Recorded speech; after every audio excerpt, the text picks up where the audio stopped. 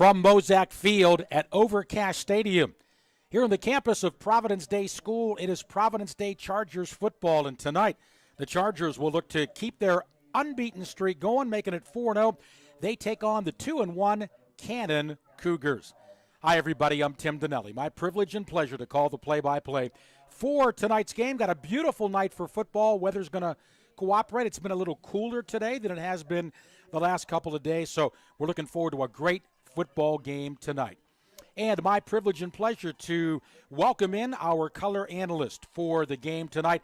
He is no stranger to Providence Day Athletics. He is the longtime head coach of the Providence Day Chargers varsity girls basketball team, 10 state titles in 15 years. That says it all. And he's also one of my favorite people.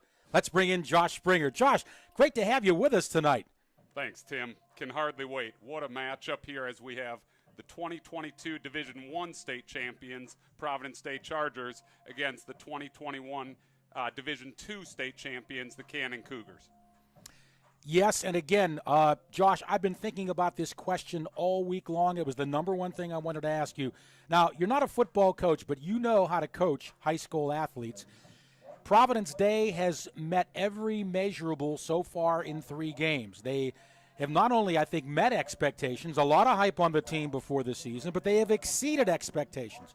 So how does Chad Greer prohibit this game tonight from being a trap game and thinking that the Chargers are just going to walk on the field and they're going to win it handily? As a coach, what do you do to try to stop that from happening? Sure. Well, Coach Greer has made no bones about it. This is his most talented team he's ever had. And standing on the sidelines for their first 3 games, we can see that. After 2 close victories, a tight win against Weddington where we pulled away late, and then winning a tight one against Catholic by 10 seconds left, the staff this week still said there's 3 big things they want to clean up tonight. Providence Day was -3 in turnovers last week, and we were fortunate to win the game. They want to play a clean game, no turnovers. Secondly, Providence Day wants to improve that run defense. Gave up 300 yards on the ground last week against Catholic. For Providence Day to achieve their big goals, win a state title, they need to clean that up. And then thirdly, they want to defend the tunnel screen. They've had some problems with that with Weddington and Charlotte Catholic. And again, the turnover situation, surviving it last week, but you don't want to roll those dice too many times because that will come back to bite you for sure. And we have some things going on away from the football field, Josh. We have Faculty Appreciation Day. We've got some alumni coming back. Tell us about it. Well, it's a special day. Thankfully for all on the stream, the camera is not on us because I'm wearing a too small jersey, but thankful for our student, for Moses, one of our football players that gave that to me to wear. You'll see Providence Day faculty scattered throughout the crowd, proudly wearing white jerseys that the players have given to them, and a special night for faculty appreciation. We've got 391 faculty and staff here at PD. An incredible 31 faculty and staff have 25 years of service or more. Miss Anita McLeod with an incredible 50-plus years here at PD. Roberta McCagg, 47 years. Roy Garrison, 40th year this year. And the baseball trio coaching legend of Jim Serby, Brick Smith, and Jeff Lucia, all 35-plus years. Truly incredible. All right, Providence Day on the field. As you can see, they will wear the blue jerseys with the red pants, the white helmets. Cannon will be wearing the white jerseys, light gold pants, gold helmets, and burgundy numbers. And they will be kicking off. Providence Day will receive. Hey, how about this kicker for Cannon? His name is Landon Mare. Ring a bell? Absolutely. As a diehard Dolphins fan as a child, I paid most attention to Dan Marino, but the kicker after those Marino touchdowns was his dad, Alindo Mare. Good gene pool, to say the least. So we are just about set for the opening kickoff. Tim Donnelly along with Josh Springer. Mare approaches the football. He's got it, kicks it. We're underway. Back for the Chargers. That's Chris Peel to the left side. 10, 15, 20.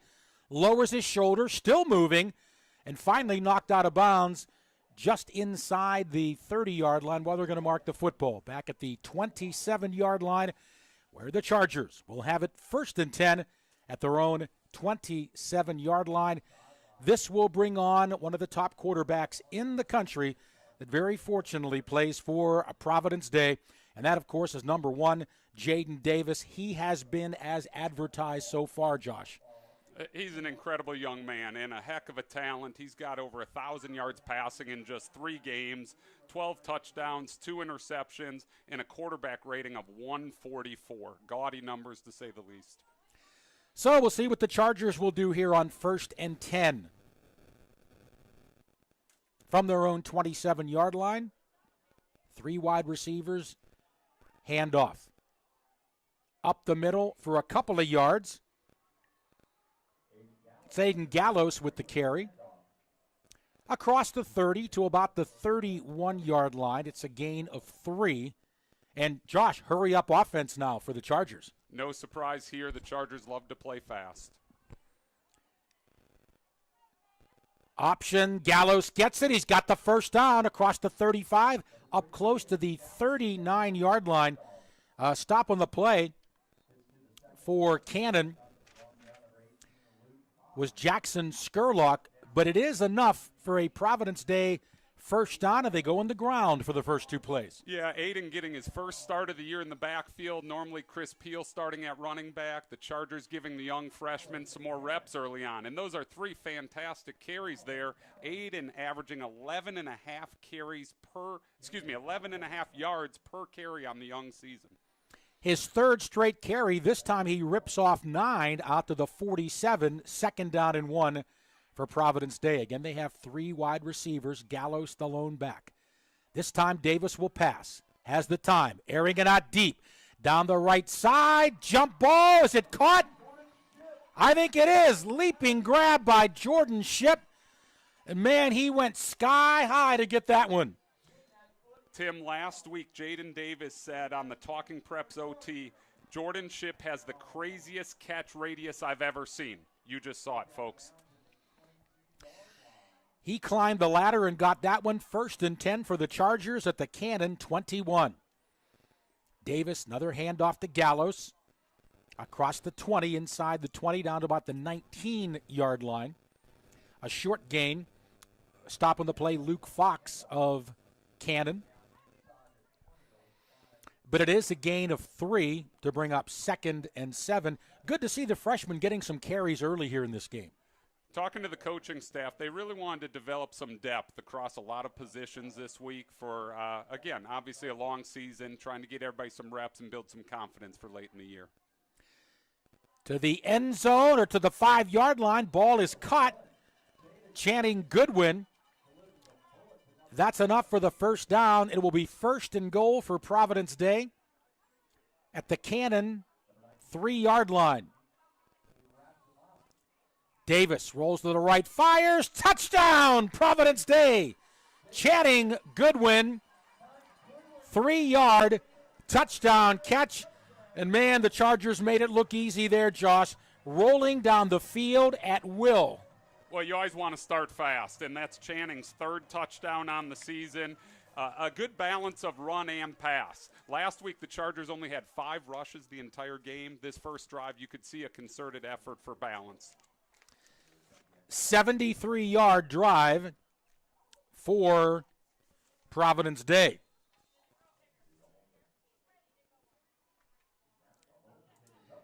And for the extra point, that's Sydney McCorkle, and it's good. And, Josh, she's one of the few female football players for a high school team. And last year got some great experience and very consistently putting those extra points through the goalposts. Tim, I can't tell you how many mornings I've come into school early, 7 o'clock, and Sydney's been out there kicking on her own. Hot summer afternoons. She deserves this opportunity. She's got an incredible leg, outstanding accuracy. Happy for her to get her moment there. And by the way, speaking of Jaden Davis, coming in tonight, Josh, through 3 games, his stats, 67 completions, 87 attempts, 12 touchdowns, just 2 interceptions for 1,050 yards in just 3 games. He's obviously expanded on that now with that first drive. Kicking off for the Chargers.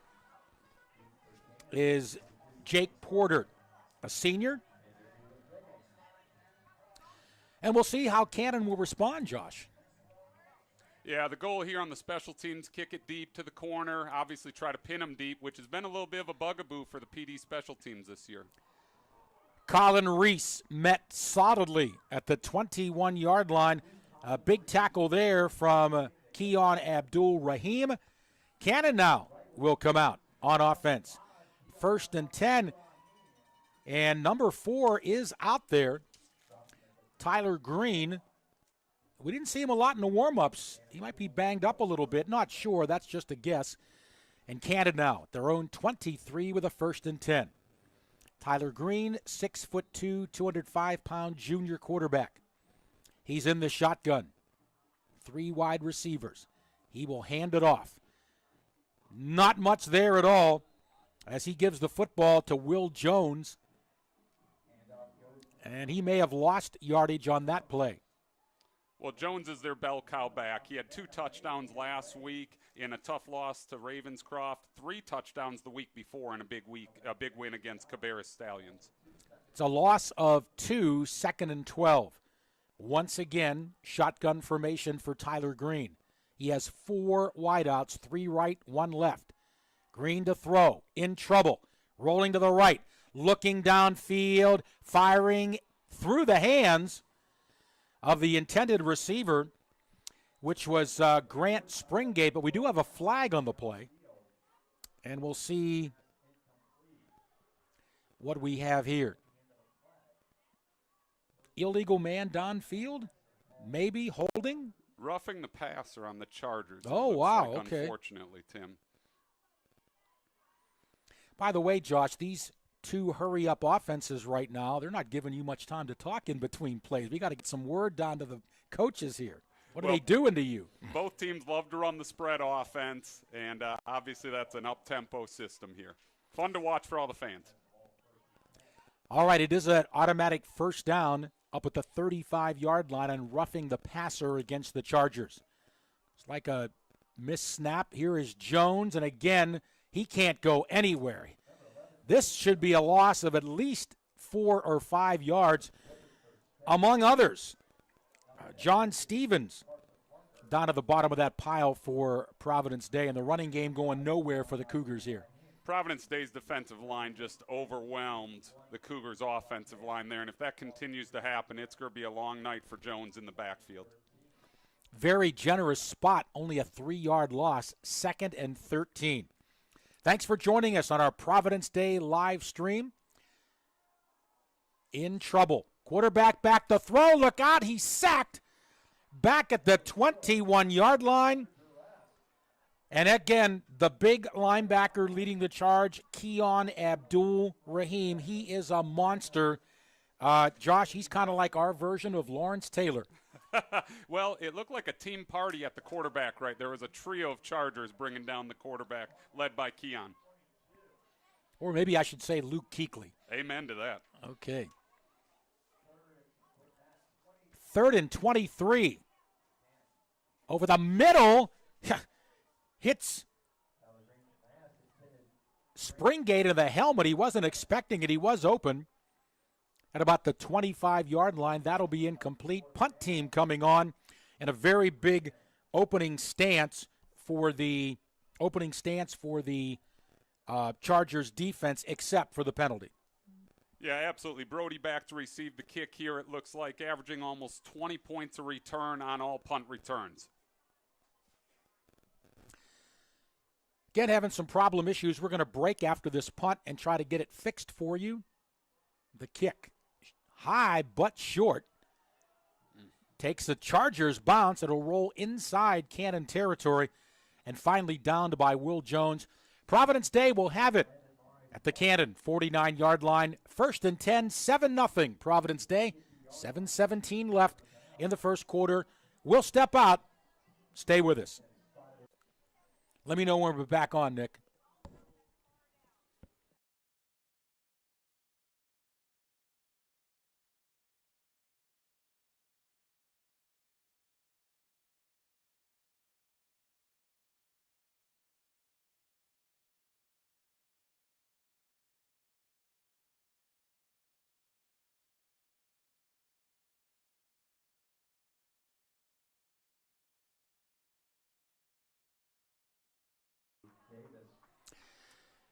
Well, again, you saw it. 48-yard touchdown pass from quarterback Jaden Davis to Brody Barnhart. And couple of big strikes and 2 touchdown passes already for Jaden Davis. This one a 48-yard TD catch, Brody Barnhart. McCorkle on for the extra point. It's good. We're just 5 minutes into the first quarter, and Providence Day already with a 14-0 lead.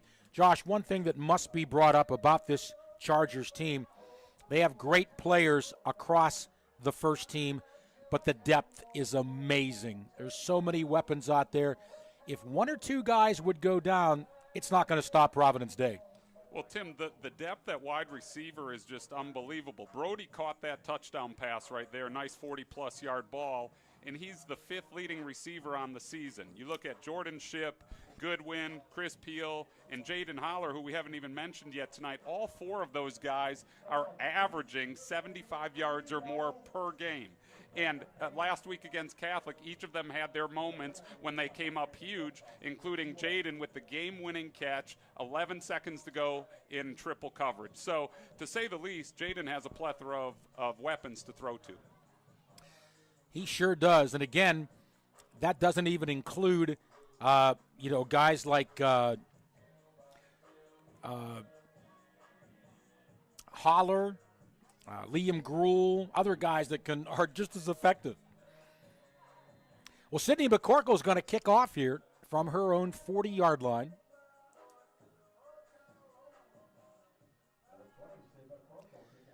Ball is booted. It'll be taken by one of the up men, and he's out across the 30 to about the 32-yard line. It is Jackson Skurlock. Second offensive possession coming up for the Cougars. And, Josh, they're going to hope that second one goes a whole lot better than the first one.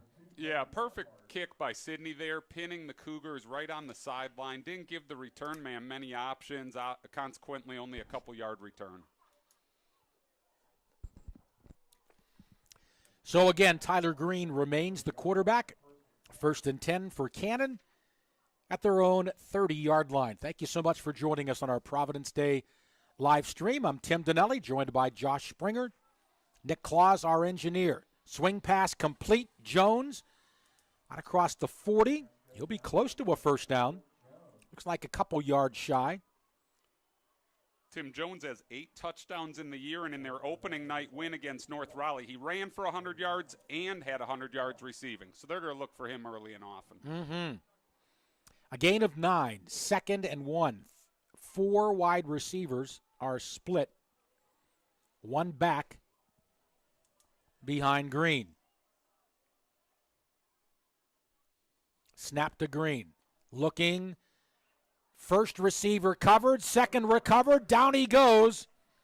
Snowed under by the Chargers. John Stevens, the 5th again, was there.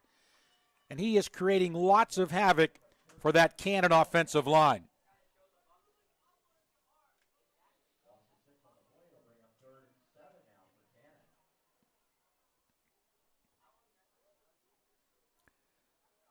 It is a loss of 6 on the play to bring up 3rd down and 7.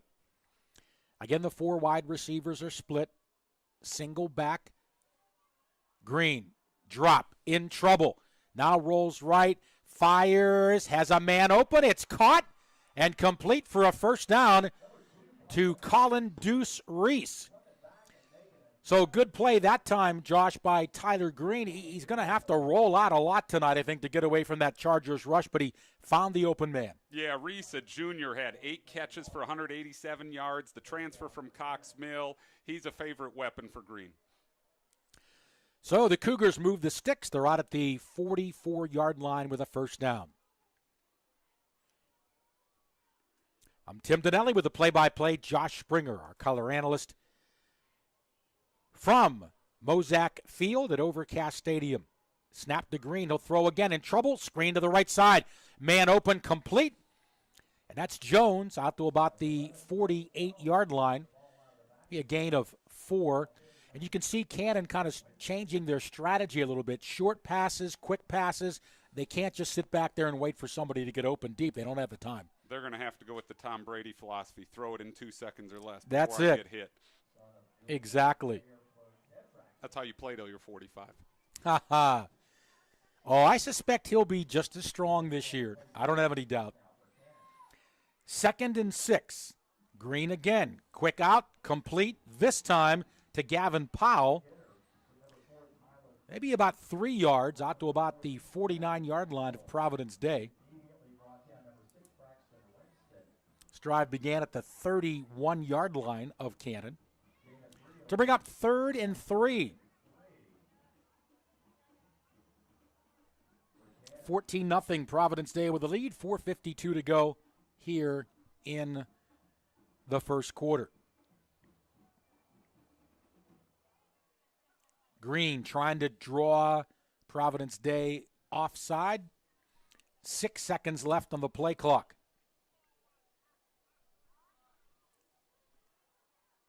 Barely got it off. Over the middle, complete at the Providence Day 40, reeling it in, Grant Springate. And that is a Cannon first down. And this drive, they are finding some success through the air. Well, the Chargers blitz both linebackers in the A-gap, and Green had a beautiful read to get rid of it quickly to complete the first down pass. So now Cannon at the Providence Day 40. And the Chargers defense having to adjust now. Those little quick short passes are finding holes in the PD secondary. Green again to throw. He has time this time. Now in trouble and sacked. Penalty marker on the play. Right at where Green was taken down. Again, it looks like John Stevens the 5th. It's a face mask penalty against Providence Day. They've had a couple of penalties here in the first quarter that have hurt them defensively. Yeah, it looked like Carson Parker made a heck of a play on the quarterback to bring him down. Not sure if he was the guilty party on the penalty or not, but unfortunately that'll negate a great play by the defense. So it's a first down now as the football being marched via the penalty all the way down to the 24-yard line. 1st and 10 for the Cougars. And, you know, again, didn't need to grab the face mask. They had him corralled, but I know sometimes it's difficult not to get your hand in there. Green, this time will hand it off. Up the middle, there's some yardage for Will Jones. He's down inside the 20 to about the 18-yard line. He rips off 8 yards. That's one of the best running plays we've seen from Cannon so far. Absolutely. Unfortunately, we saw a lot of plays from Catholic similar to that, just gouging the front line for 8 or 9 yards. We need to tighten up here in the red zone.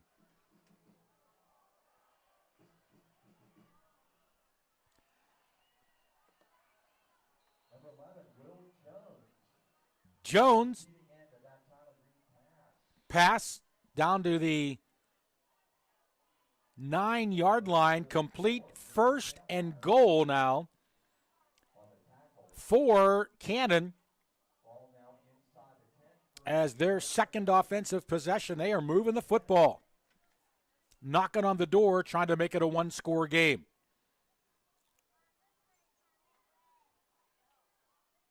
Green, Jones, not this time, ripping and pulling him back was Martin Hare, and he may have gotten back to the line of scrimmage, and that was it.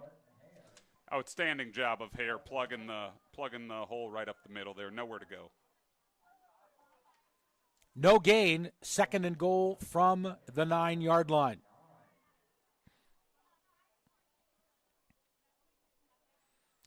Colin Reese out to the left, along with Gavin Powell. Green to throw, swings it out. Jones to the 10, maybe the 8-yard line. Good pursuit. Liam Gruhl is there. And also Chris Peel for a short gain for Jones. It looked like he had a little room, Josh, but they converged on him very quickly. Yeah, Gruel leads the Chargers with 33 total tackles on the season, averaging 11 a game. So no surprise he was first one in on the play.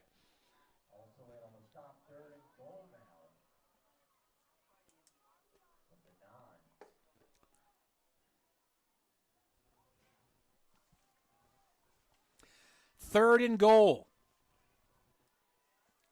Green over the middle. He's got a man, but knocked down immediately. He connected with Grant Springate at about the 7-yard line, but right there, there was Keon Abdul-Rahim. And this will bring up 4th down and goal from about the 8-yard line. So credit Providence Day, they really stiffened once the Cougars got inside their 10-yard line. Well, Tim, Cannon can't stay in the game by kicking field goals, so this is an easy choice to go for it here. You're down 14-0 already, and obviously if you want to stay in the game, you got to try and put 6 on the board now. Josh, it's just like you going for a 3 instead of a 2, right? We need an and one also. All right, timeout as Cannon wants to talk it over here. Again, we apologize for our camera issue. We have been working on it the last several weeks. Very discouraging and disappointing for us that it's not working properly. So I guess we're going to go back to the drawing board. But we do have audio. Hope you'll stay with us. We'll let you know what is going on. Josh, a lot of crazy things are happening. And you were talking about some statistics about the Chargers. What they've racked up in 3 weeks is incredible. Yeah, absolutely. And playing outstanding competition. They're not playing Cupcake U. They opened up with a good win against Legion, but then beat Weddington and Catholic, 2 teams that are in the top 10 in the Charlotte Observer Sweet 16. And the Chargers, for the 2nd week in a row, sit at number 1. Number 1 in the city, top 5 in the state, and they have even bigger goals in the next 2 months. I think they'll keep creeping up if they can just continue their play. Well, it looks like they are going to try a field goal, or at least try a field goal, unless it's a fake. And that brings on Landon Mare. Tim, that's why I'm a basketball coach and not a football coach. That's all right. He hadn't kicked it yet. Yeah. We'll see if it's a fake. Landon Mare, the son of Olinda Mare, National Football League kicker, mostly known for the Miami Dolphins, but did kick here in Carolina and I think a couple of other NFL teams. They are going to kick it. Mare's boot is up, and it's good. Josh, again, maybe it was Jamie Bolton, the head coach of Cannon. Maybe he just said, hey, we did this drive. We don't want to come away with nothing. Maybe 3 points will at least help our motivation. Perhaps that was the thinking, but I'm with you. I wouldn't have blamed him for a moment if he went for it. Well, this Charger offense is averaging 40, 50 points a game. And so going in, we're going to have to score 40 or 50 if we want to hang around. And so I do see the small confidence boost of, hey, getting a field goal on the board. But Providence Day's had the ball twice, scored 2 touchdowns. Through watching 3 weeks of film, they have an extremely prolific offense. I just think when you get that close, you need to take every chance you can to put a touchdown on the board. No argument for me on that. Hey, by the way, folks, do want to remind you, a shameless plug here, but I hope you'll tune in to my show tomorrow on 7:30 The Game, ESPN Charlotte at 7:30 in the morning. That's 7:30 a.m. on your dial. I do a monthly high school football show. We're going to review the Charlotte Observer Sweet 16. It's my good friend Langston Wirtz puts that together, the longtime sports editor of the Charlotte Observer. And again, we'll be talking about some other tidbits. Providence High School running back last weekend, 9 touchdowns in one game, and hazing incidences on the rise. We're going to be talking about all that on the Pearl Reports. 7:30 The Game, ESPN Charlotte. Tune in tomorrow at 9:30 in the morning. You can also go to the ESPN 7:30 The Game website and listen to it there as well. So on the run back, the Chargers bring it out to the 34-yard line, 1st and 10. Of course, Tony Pearl, the originator and founder of the Pearl Reports, and also does some basketball games. Josh, you and I did one last year. It was a great time. A lot of fun. Hope they have the opportunity to do it again this year, Tim. Oh, we are. Don't worry. I got some other news concerning Josh Springer and the Pearl reports we're going to lay on you later on.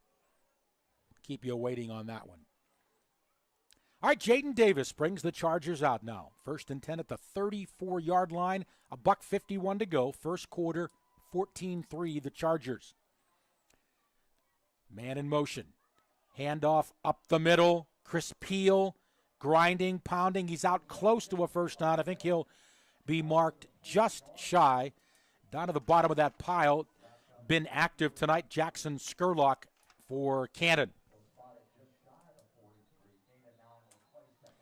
Chris Peel with a nice run up the middle there, Tim. And from the recruiting circles I'm hearing, it sounds like it may be down to Georgia and South Carolina. Two pretty good choices for a senior running back and cornerback. Yeah, I think Georgia's really got the advantage there, it seems like, because there's roots there for Georgia. But, of course, our engineer, Nick Kloss, he's a big South Carolina fan, so he's hoping it goes the other way.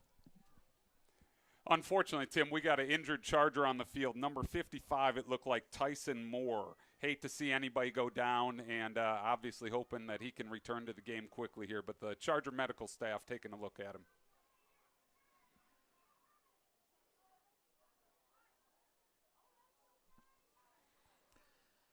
So a timeout here with 1:31 to go, and looks like Moore is up on his feet, but favoring that right leg. How about the veteran trainer you got here, Josh, at Providence Day? Well, Coach Erb is a legend here. He's been here. Again, we rattled off our faculty and the number of folks that have been here 20, 30-plus years. John Erb has done an incredible job. His staff also, with Carly and Jackie, they do an incredible job. No small task, taking care of all of our athletes in all of our sports and helping them be on their best on Tuesday night or Friday night. So back to play was a gain of 9 by Chris Peel, 2nd and 1. 3 wide receivers split. Davis fakes, going to give it to Peel. Off the left side. First down and more. Still on his feet all the way down to the 43-yard line of Cannon. Before, again, Skurlock made the stop.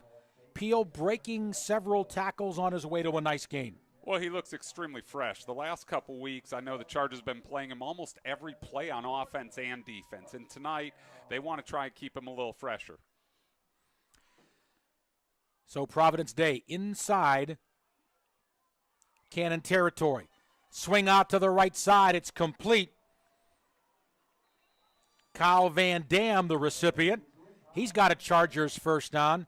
Nice play-action fake there, Josh. I think really fooled Cannon, and Van Dam wide open in the right flat. Well, when you run Peel twice for big games, obviously the linebackers are going to creep up. They creeped up. Jaden kept it, rolled out right. Easy pitch and catch out there to Van Dam.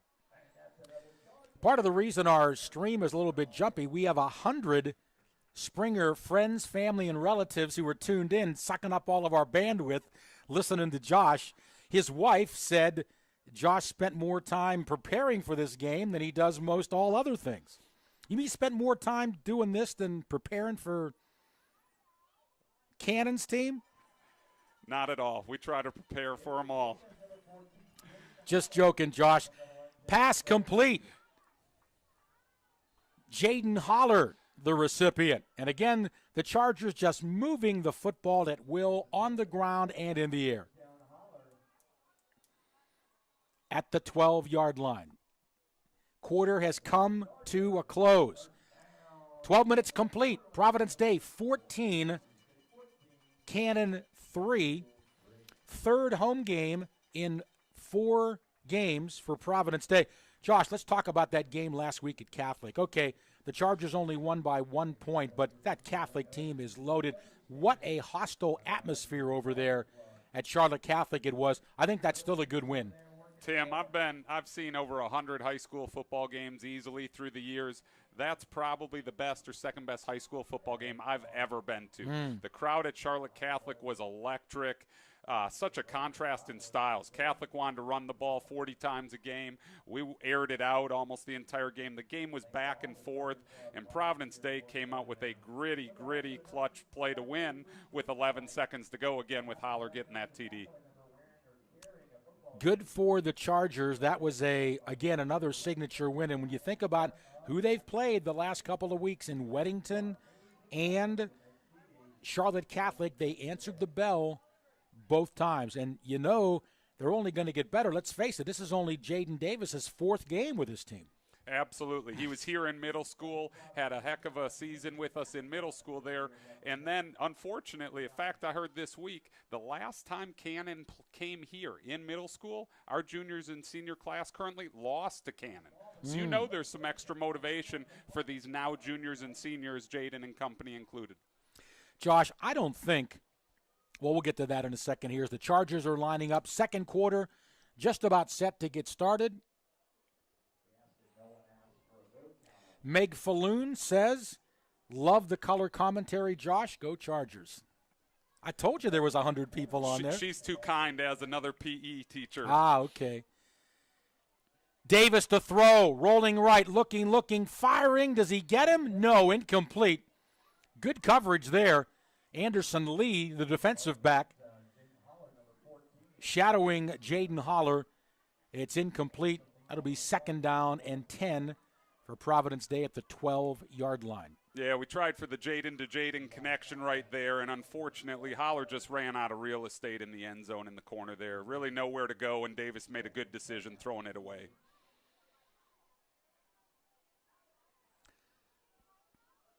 Shotgun Davis. Back to throw.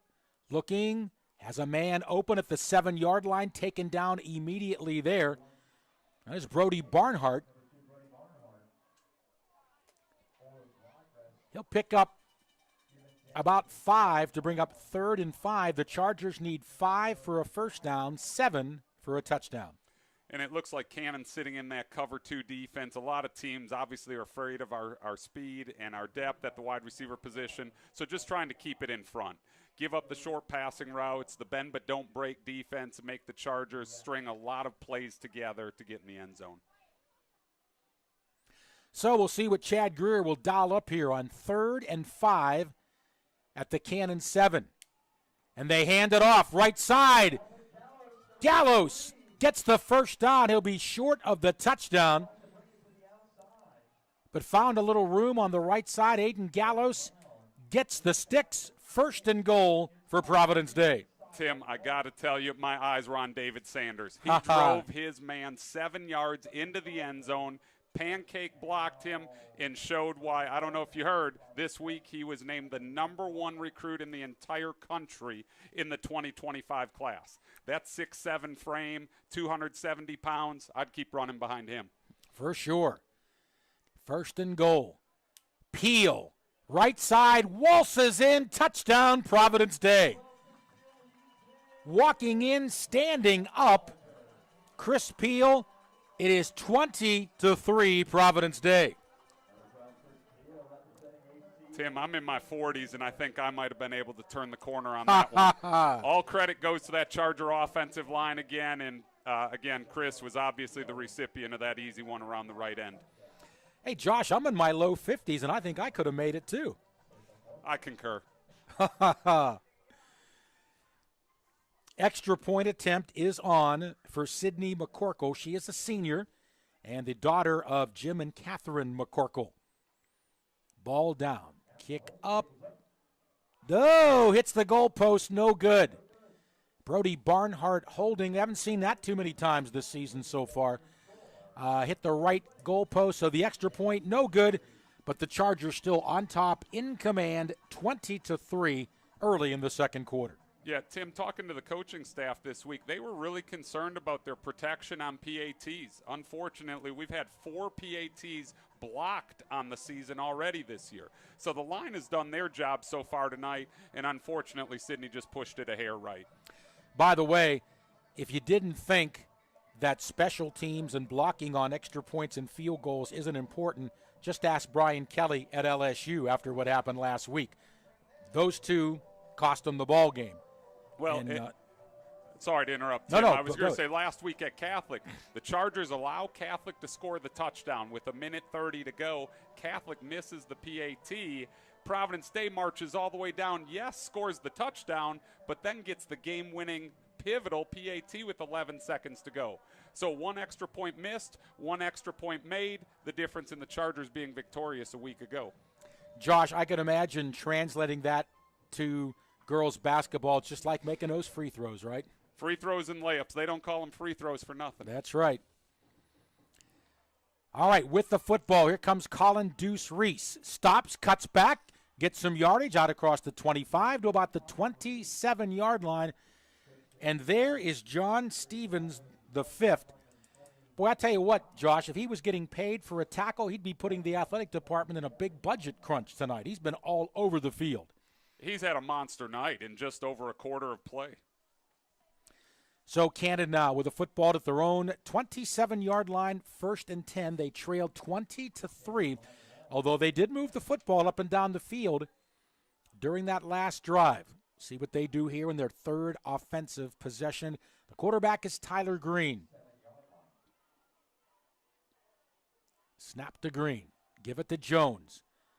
Duking, maybe leaning forward for a couple. Liam Gruhl, number 44, on the tackle for Providence Day. Gain of 2, 2nd down and 8. Hurry up offense again. Long count, still lots of time with the play clock. Green looks over at the Cannon sideline. 4 wideouts. Jones in the backfield. Bad snap. Quick toss. It's complete. Wrestled down close to the first down is David Wheeler, his first catch of the game. And we'll see whether or not he has enough for the first down. It's going to be close. Looks like they're moving the sticks, Tim. I think he got it. And Green is very capable of putting up a big night. He threw for over 400 yards in an opening season win for the Cougars. So it is a first down for Cannon out at the 37-yard line. Snap to Green. He'll give it to Jones. Not much running room. Snowed under. Keon Rahim Abdul there. Or Abdul Rahim, I beg your pardon. And he's going to lose a yard. Back to about the 36-yard line. Keon missed the first game due to a minor injury, Tim, but boy, has he made up for it the last 2 weeks. 15 and a half tackles per game in weeks 2 and 3. You think about the Chargers winning the state championship and then all these players coming back, plus Jaden Davis coming in. Amazing. 2nd and 11. Green. Tipped possibly there by Aiden Ray. Or was that Braxton Winston? I think it was Braxton, okay. Tim, and Green better be careful. Braxton's got 2 picks earlier in the year, and who do you throw at? Braxton's got a South Carolina offer. On the other side, you've got Chris Peel, who's got a Georgia offer and a South Carolina offer. And then you've got Liam Gruhl, number 44. He's got a Presbyterian College offer. Mm-hmm. So it's tough sledding throwing it out there. For sure. 3rd and 11. Green in trouble. He will roll right. In pursuit, looking now, he just throws it away. On his horse, Lucas Santwa was closing in on Tyler Green, and this will be a punting situation now for the Cougars. So they got 1 first down, but the Providence Day defense tightens.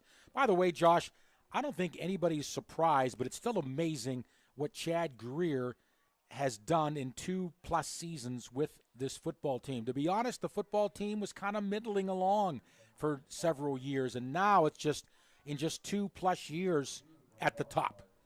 Well, Coach Greer got hired, and he said, we want to be a national powerhouse, and he is well on his way to developing that here. Winning the state title a year ago, and like you said, most people think this year's team is even better. Oh, yeah, no doubt. So, yeah, not surprising. They call Chad Greer the quarterback whisperer. And certainly I think one of the reasons probably Jaden Davis came back. Of course, Sam Hartman up there at Wake Forest played for Coach Greer at Davidson Day. His own son played for him, Will Greer. So he knows how to get the most out of those QBs. I'm so happy for Sam that he's able to be back at Wake Forest. The young man obviously had a minor health issue recently, and thankfully he's back for Wake Forest. Happy to see him to be able to play again for that crew. And obviously assistant coach C.D. Cater, a Wake Forest alum, once played quarterback for the Demon Deacons. How about that? Awesome. Well, the punt sends the Chargers back to the 25-yard line. They have it there, 1st and 10. Snap to Davis. He'll pitch it left side. This is Peel. 30, breaks a tackle. 35, on his horse, down the sideline. One man, Peel, all the way. Touchdown. Providence Day, 75-yard gallop. Breaking tackles galore. Chris Peel, and the Chargers busting this one open. Tim, I think I heard a couple weeks ago somebody tell me Chris runs a 4.4. 4.3, 4.4, and you saw the blazing speed. He turned the corner around the left end, and nobody was catching him. A couple of Cougars had their shots at him, Josh. Couldn't bring him down. Let's see if we can convert a PAT here now and extend this to a 24-point lead. We got Jake Porter on to try. Brody Barnhart will hold. Snap, ball down, kick up. Perfect. 27-3 in favor of Providence Day, and they have exploded with big, big plays here tonight. And Kirby Smart had to have liked what he saw on that play. You know, it's funny. Everybody tells me he's going to be playing cornerback at the next level. Well, he may find himself in the backfield if he keeps putting up performances like this one. And that's true. He's an equally good cornerback on defense as well. And, you know, Josh, I'm really happy to see some of the players going both ways here for Providence Day, because when I was growing up, every player played both ways. But now it's kind of a different game. But Chad Greer not afraid to put some of his guys out there on offense and defense. Well, I think when you've got such athletic specimens and guys that are playmakers either way, you want to try to get them on the field as much as possible. Sprinkle in a quick rest whenever you can. And obviously tonight it looks like the Chargers may have a good opportunity to develop some of that depth the way the scoreboard's going.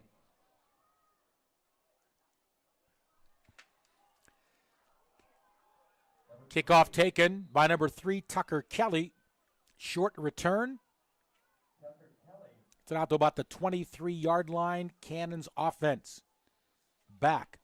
Just a one-play drive for the Chargers, and a 75-yard gallop by Chris Peel.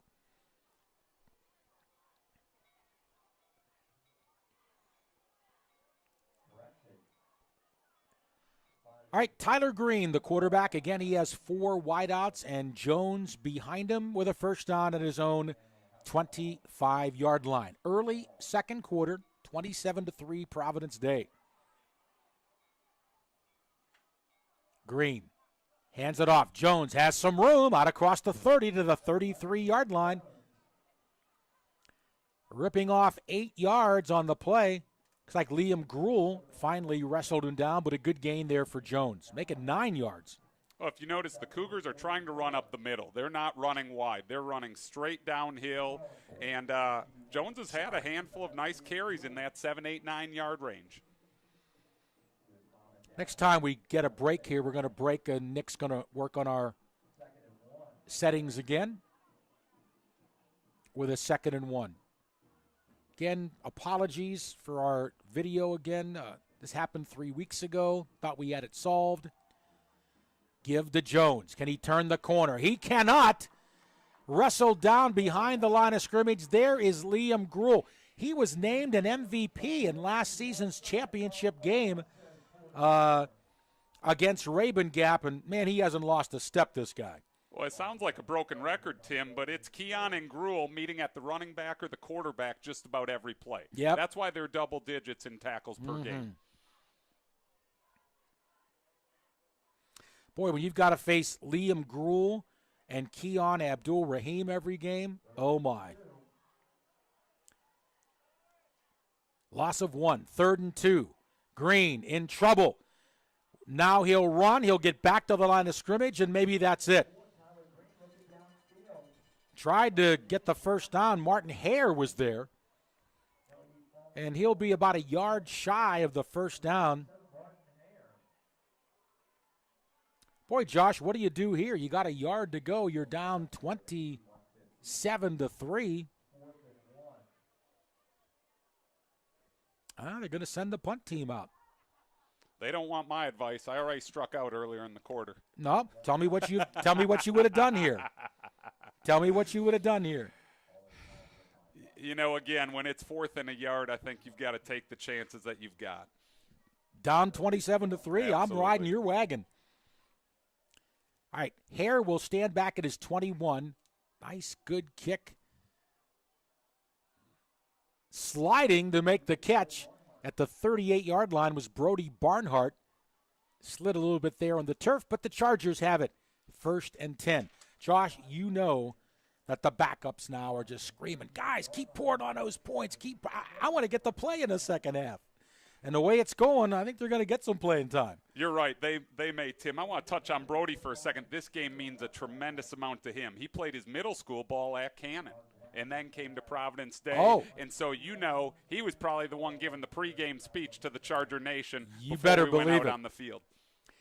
We're going to break right now and come right back with you.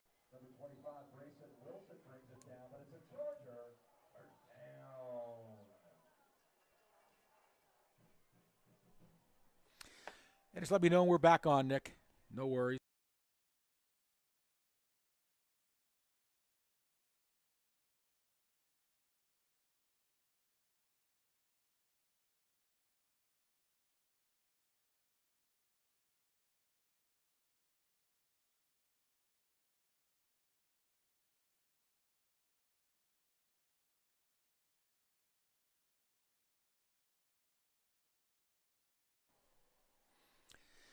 I'm Tim Donnelly back with you at Providence Day, along with my color analyst, Josh Springer. Under 5 minutes to go here in the first half. Chargers have the ball at their own 48-yard line. While we were away, Jaden Davis showed that arm strength, letting it go about 50-plus yards, incomplete, 2nd and 10. Davis. Gallows rumbling. He's got the first down inside the 40. And down to the 39-yard line before being stopped by Cannon's Bryson Wilson. Gallows running with some authority tonight. Tim, that's his second run of over 10 yards on this drive. He's not hurting that 11.5 yards per carry average tonight. With Chris Peel being gone next year, I wonder who's going to be getting a lot of those carries.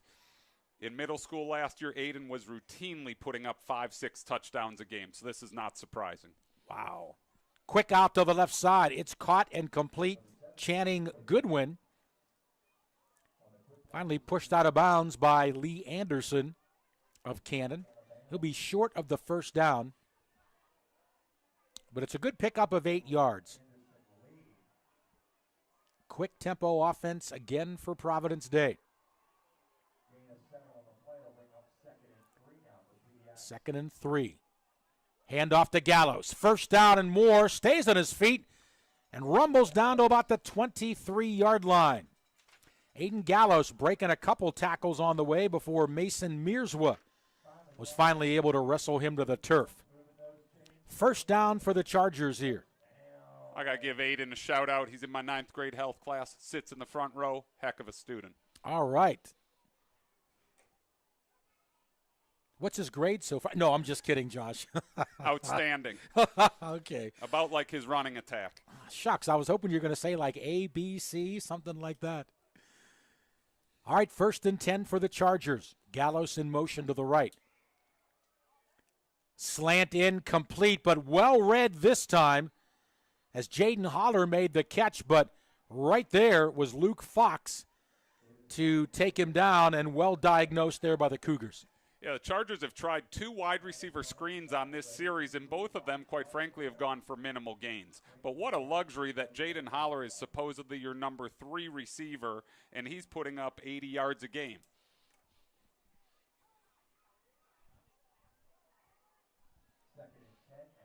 No gain, 2nd and 10 for the Chargers. Leading big, 27-3. They got 5 wideouts. Quarterback keeper Jaden Davis got the first down close to the 10-yard line. Well disguised there. I'm sure they saw those wide receivers. He's going to find somebody. No, he runs up the middle and gets a first down. What a formation. 4 wides left, 1 split out to the right. So obviously everybody's got to match up, and you're just saying our offensive line is going to punish your defensive line. Jaden doesn't run often, but when he does, he picks up significant yardage. Hey, if anybody watched the Buffalo Bills game last night and saw Josh Allen knowing that he can run like that, it's a big, big edge. Back to throw to the end zone, leaping try. Jordan Shipp, but the pass a little too tall. And for the first time, Cannon bringing the house that time. And there was some pressure on Jaden Davis. Tim, I'm shocked. Every play that Jaden's thrown to Shipp all season in the corner of the end zone feels like has been caught. Yep. But Cannon did, you're right, Cannon did an outstanding job of applying pressure, and they got home that time. Yes, they did. Hey, I want to say hi to Wendell Welter. He's Lucas Santwa's uncle out in California. Says he loves watching the games. And thanks again for watching. Again, we do apologize for our camera today. We did everything we could. Couldn't get it to work. 2nd and 10 to the end zone. Touchdown! Jordan Shipp cruises in for an 11-yard touchdown, and the Chargers now up 33-3. The offensive line there, Tim, did a beautiful job. A nice pocket for Jaden Davis. Crossing route by Shipp, and that was simple pitch and catch. I've seen that one out here on the turf 100 times over the summer. Oh, not so fast. I did not see that flag, and that will nullify the touchdown. Holding penalty against Providence Day. And Josh, I promise you, we are going to talk a little Providence Day girls basketball, okay? I know you're looking forward to another big season. You got some gals coming back with more experience, and looking forward to hopefully claiming another state title. 2nd and 20. Back to throw. Davis fires at the 5-yard line. Touchdown! Jordan Shipp again. There is a marker down at the 5-yard line. I think it's going to count, Tim. The cornerback was draped all over Shipp's back, and it didn't matter. He posted him up at the 5-yard line. He caught it and pulled him right in the end zone. That's my guess too, Josh. We'll wait for the official call. And here it comes.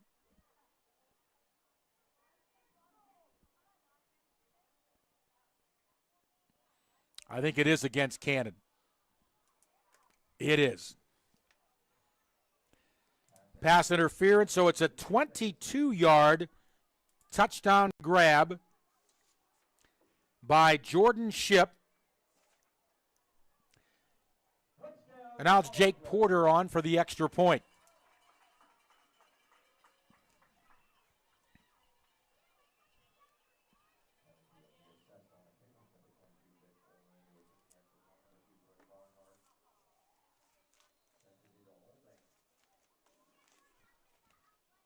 Brody Barnhart will hold. Porter kick up. Got it. So 33-3 with 2:34 to go in the first half. Josh, you have to make this decision on the basketball court, but when do you start pulling the top guys? Is it time yet? Well, I think, with the score being 34-3, I learned this week, and I'm sure some fans at home may be wondering, what's the running clock rule? Well, the running clock rule is a 42-point margin beginning in the second half. Okay. So the Chargers are up 31 right now, a couple minutes till recess at halftime. Obviously, it looks like an opportunity where Coach Greer and staff at halftime are going to have an opportunity to play some young guys, develop some depth. But I expect to see the starters in through the rest of this half. Okay. And then we'll see what happens after that. Chad Greer, his third season here at Providence Day. state champions last year. And looking for another state championship this year. Looks like we had a penalty, too, that will be assessed on the kickoff as Porter will kick from the Cannon 45-yard line. Tim, this has to be a kicker's dream. Just let me pelt it through the uprights because it feels good on the kickoff. Oh, man. He'll get a big round of applause from the Chargers Club people down there behind that goalpost. If Logan Springer catches it, he won't give it back. The field goal is up. Can't tell if it went in, but it was close. It went way beyond the end zone. Cannon will come out at their own 20-yard line now with a 1st and 10. Tyler Green remains the quarterback. And what do we have next week coming up for the Chargers? Well, I feel pretty confident the Chargers will be in good shape next week. They're on bye. That's what I thought, yep. No loss next week. Not that they would have lost anyway, right? Well, and a bye comes at a great point in the middle of the season to get guys healthy. Everybody gets banged up in the middle of the year, and then they return to action on the 23rd for what I believe is homecoming weekend, an early homecoming date this year. Green's pass out to Jones. Back to the line of scrimmage. He cannot get out of the grasp. Good open field tackle there from Braxton Winston. Only a sophomore. No gain. 2nd and 10 for Cannon. Hey, Wendell. Our privilege and pleasure to give you that shout out. Glad to know you're watching your nephew.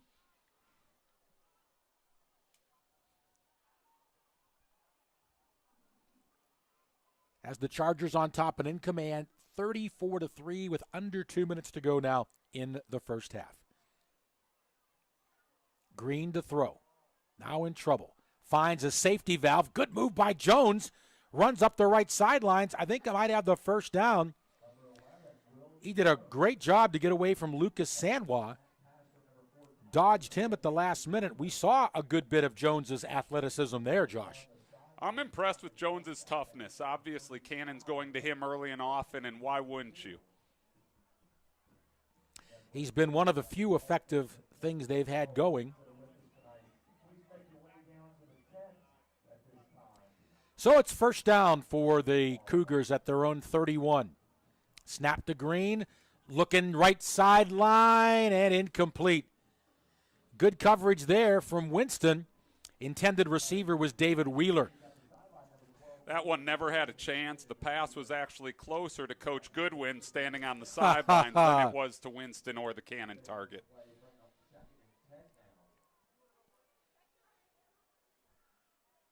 So Cannon maybe trying to get some offense here in the final 1:34 of the first half. 2nd and 10, their own 32. 4 wideouts. 2 left, 2 right. Green to throw. Over the middle, got a man, caught, first down. Breaking tackles, now the ball is loose. It's recovered by Providence Day. It's Brody Barnhart. Down the left side, Barnhart back to the 33-yard line. David Wheeler coughing it up at midfield. Turnover, and the Chargers have the ball right back.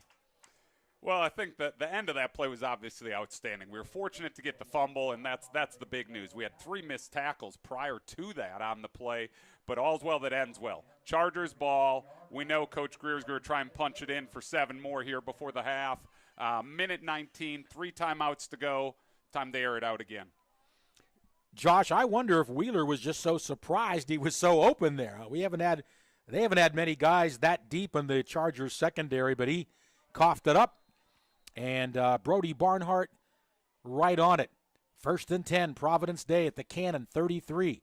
Davis, misdirection into the hands of Channing Goodwin. He runs to the right side, first down, cuts back, penalty marker flies. In at the end, misdirection. They pitched left, and then Goodwin to the right. But let's see what the laundry's all about. Tim, we're so used to seeing Channing catching passes. The 2024 4-star recruit along with Ship, they're both top 100 guys. So pretty impressive on the perimeter. Hey, Josh, I'm doing pretty good tonight. I haven't messed up Channing Goodwin's name. I keep getting him confused with Chris Godwin of Tampa Bay. I've done that a couple times earlier in the year, but I think I've had it all right tonight. And what about Dalton Godwin, the Charger there who you graduated last year, now going to serve our country in the military? Yep. So when you had to say Godwin and Goodwin a year ago, good yep. luck. I know. I messed up. I'm not going to deny it. I called Chris Goodwin a couple of times. Well, the penalty is against Cannon, and it is declined, so Providence Day has it now. 1st and 10 in the red zone at the 17-yard line of Cannon, leading 34-3.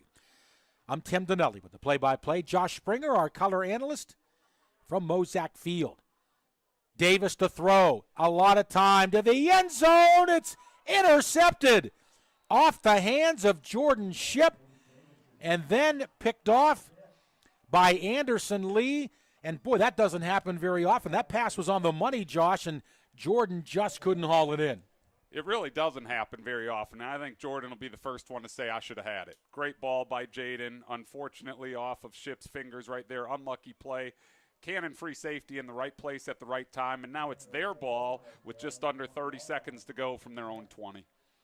Well, if you're going to have an interception from the quarterback point of view, that's the way you want to have it, where you didn't just throw it to somebody else. Your receiver, unfortunately, couldn't haul it down. Well, and again, Coach Greer wanted a clean game tonight. Clean meaning 0 turnovers. Unfortunately, that puts 1 under that column. Mm-hmm.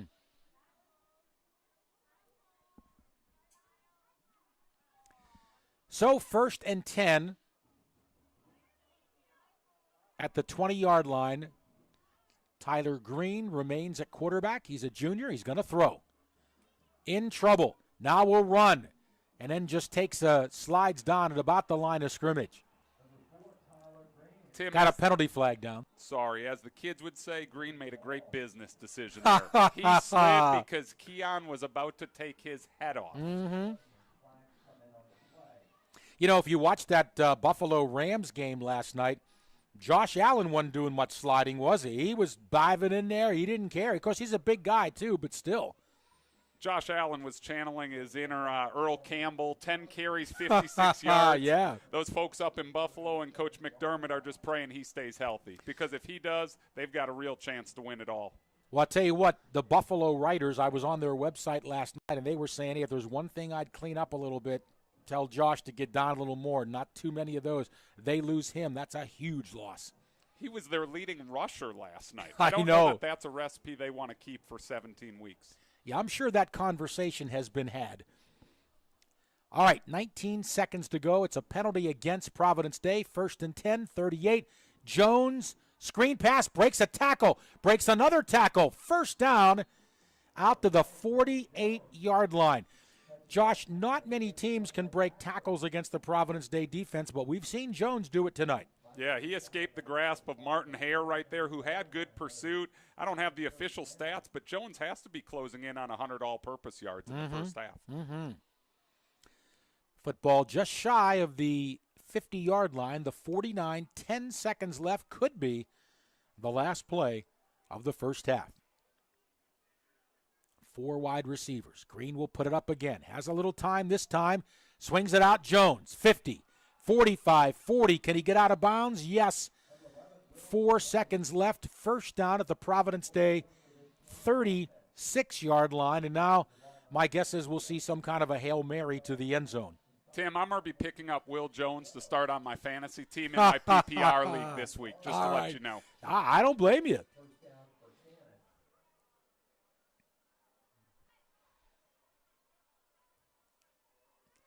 He's been doing everything for Cannon.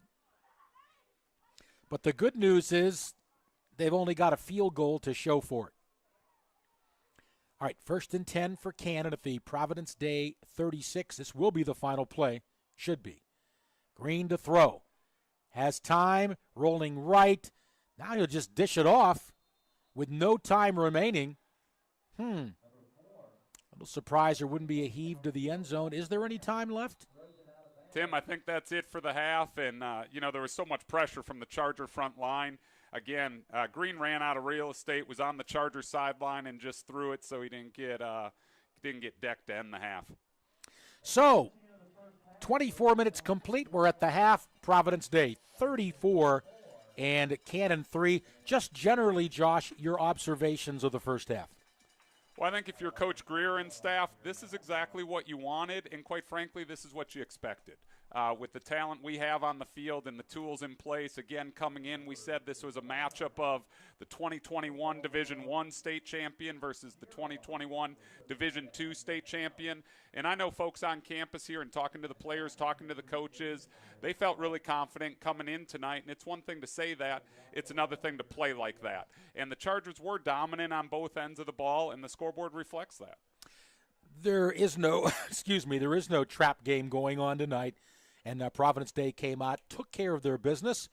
And then we'll see perhaps some other players in the second half that are looking for some playing time. 34-3, pretty big advantage for the Chargers. Excuse me. Josh Springer is our color analyst tonight, longtime head basketball coach of the varsity girls here at Providence Day. 15 seasons, 10 state championships, and getting some time behind the microphone. Josh is good at all sports, not just basketball. And Josh, we got the cheerleaders being announced tonight. Yeah, exciting night as it's football alumni night, it's cheerleading alumni night, and want to give a shout out to the coaches, Coach Alexa, Coach Katie, and the 16 players here. We've got captains Lauren Wood, FCA officers Sophia Carlino and Hannah Killo are also cheerleading captains. They told me this week, Coach, their team loves goldfish and gummy clusters, so make sure to spread that. And they're excited for a big competition in November. And the best cheer tonight that Charger Nation needs to be ready for is 4 more. Thank you, cheerleaders, for an electric environment tonight. They do a great job. That's for sure. Well, before we recap the first half of play, we did promise that we talk a little bit of girls basketball tonight with head coach Josh Springer.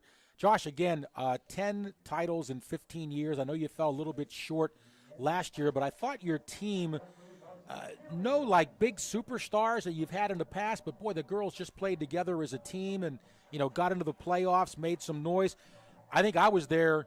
I did the PA one game in a regular season. You were down by 20 points, and you rallied back late and then won the game in overtime. Tremendous. That would be one of the best coaching jobs I've ever seen. It was a great playing job by the players. All credit goes to them. Our program motto is "It's not about me," and that's how it's been for 15 years. And we'll continue moving forward. Last year we were 21-4, had an outstanding season, and those 4 losses were by 9 total points. Wow. As you mentioned, unfortunately, we had an earlier exit than we would have liked in the state tournament, and that's fueled us. That's fueled us to coach better. That's fueled us to train better in the offseason. We've had an outstanding summer. I can't wait for November 5th. That's when girls basketball kicks off in North Carolina as we host our 15th annual Super Scrimmage with 28 of the top teams in North Carolina, South Carolina. We even have a team coming down from Canada this year. It traditionally draws 40 to 50 college coaches. Wow. So I know we're in September right here, but November's right around the corner. November 5th, that's when it all kicks off? It is. All right, great. First game. It's a super scrimmage date. So 28 teams all get to play 3 scrimmage dates. Lots of recruiting opportunities, not just for Providence Day girls, right, but girls all across the state of North Carolina. And our first regular season game then? First regular season game is in mid-November against Wesleyan, a team that beat us twice last year. They beat us in a tight game to start the season and unfortunately ended our season. Coach McCrae's done an outstanding job up there with the program, and so we're eager for that challenge in mid-November to kick off the year. Josh, we're excited about it. Looking forward to another strong year for the varsity girls basketball team here at Providence Day. Your 16th season, right? Yes, sir. All right, coming up. We'll be there, I'm sure, for a lot of the games. And, Josh, one final question. We'll shift away from girls basketball, but college basketball women's coaches, your favorite. Jean Ariema, Pat Summit, Dawn Staley. Or somebody else. I just named 3 of the top ones that I saw, but how about you? Is there anybody else? That's a tough one. Holy man. All of the above. All of the above. I will say it's been obviously Pat Summitt was a legend in Tennessee for 30-plus years. Gino Auriemma, what he built in Connecticut, and some of the just gaudy records they've put up in terms of wins and national titles. And then how about Dawn Staley, an hour and a half down the road, takes a program that had no women's basketball history, none, and she turns them into national champions and the most desirable place to be for high school women's basketball recruits across the country. It's incredible that they now have 15,000 fans every night out in a place that had no women's basketball tradition. So obviously all three of them are legendary. Yep, for sure. Okay, well, just was curious about that. I know for me, I love Jean Auriemma. I remember the days of Diana Taurasi, and of course, disappointed he lost his big star this year to an injury. That gal is tremendous. I always mispronounce her name, Josh. I'll let you do it. Yeah, just a loss for college basketball and obviously for UConn. But Paige Beckers, she doesn't look like the most athletic player in America, but boy, can she score the ball. And unfortunately suffered an injury over the summer. She's going to miss the entire season. She announced last week that, don't worry, UConn Nation, she's coming back, so she's not going to the WNBA. But just, again, when you're a fan of women's basketball, you want to see the best players out there, and unfortunately she'll be missing this campaign. Josh, so glad to have you with me tonight. Again, I know you're knowledgeable about all sports, not just girls basketball. Josh grew up in Wisconsin and big Green Bay Packers fan. We don't hold that against him, but anyway, yeah, so great to have you. That. And by the way, I want to again talk about our Pearl Reports tomorrow on 7:30 The Game, ESPN Charlotte. I am very privileged to do a show for my good friend Tony Pearl, who is the originator and founder of the Pearl Reports. Once a month, I do high school sports. And, of course, we're in the middle of high school football right now. So tomorrow, going to go over the Charlotte Observer Sweet 16. Providence Day ranked number 1 in the Sweet 16 this week. Chambers ranked number 2. And so we'll be talking about that. A player for Providence High School had 9 touchdowns last week. I think 460-plus yards. Those are both North Carolina state records. And hazing picking up in high school sports. Some terrible incidents have happened already this season. And we'll talk about that tomorrow, 7:30 a.m. in the morning on 7:30 a.m. ESPN Radio. Tomorrow, the Pearl Reports. Hope you'll join me for that. You can also go to the website and go to ESPN CLT. Click on digital platforms. It's there. You can listen to it after the show is over. So we are at the half right now, 34-3. And, Josh, it is also Football Alumni Day. Tell us about that, some of the former Chargers players coming back. Yeah, it's Faculty Appreciation Night, and in conjunction with that, Tim, we've got Football Alumni Night, Cheer Alumni Night. Those of you that live on social media, you may have seen that infamous picture a couple days ago of current Charger head coach Chad Greer during his days at Charlotte Latin, wearing a Charlotte Latin jersey with Reggie Clark right next to him, Charger legend. So awesome to have Reggie Clark back here, and all Providence Day football alumni, Cheer alumni, welcome back home. And I know many of you have been here. It's been a packed crowd all 3 weeks of Charger home games. We've got a home-heavy schedule this year, and obviously, hopefully, if the team can keep playing like this, that would result in some home playoff football games. And big picture, November 18th, Charger Nation wants to win another football state title right here. Well, that'd be great, and they're on their way, off to a good start. Still a lot of ground to cover yet, but off to a very good start. And also, Josh, we'd be remiss if we didn't talk about a Providence Day graduate who will be suiting up for his first National Football League regular season game right here in Charlotte on Sunday. Ike Aquano, offensive tackle for NC State, the number 5 draft choice of the Carolina Panthers. Going to be playing the Cleveland Browns. Very happy for him. I talked to Coach Greer. Coach Greer did not coach him when he was here, but Ike's come back on campus. He made a generous donation for some safety equipment for the athletic department. So as a Providence Day grad, we're all cheering for Ike this weekend. Well, Icky is an incredible young man. Coach Hastings was coach here, and Icky was here. And Paul Burnham, really instrumental in Icky's development. Paul was Icky's wrestling coach and also football coach. Paul and I had the good fortune of seeing Icky down at training camp a couple weeks ago, and he couldn't have been any more generous with his time.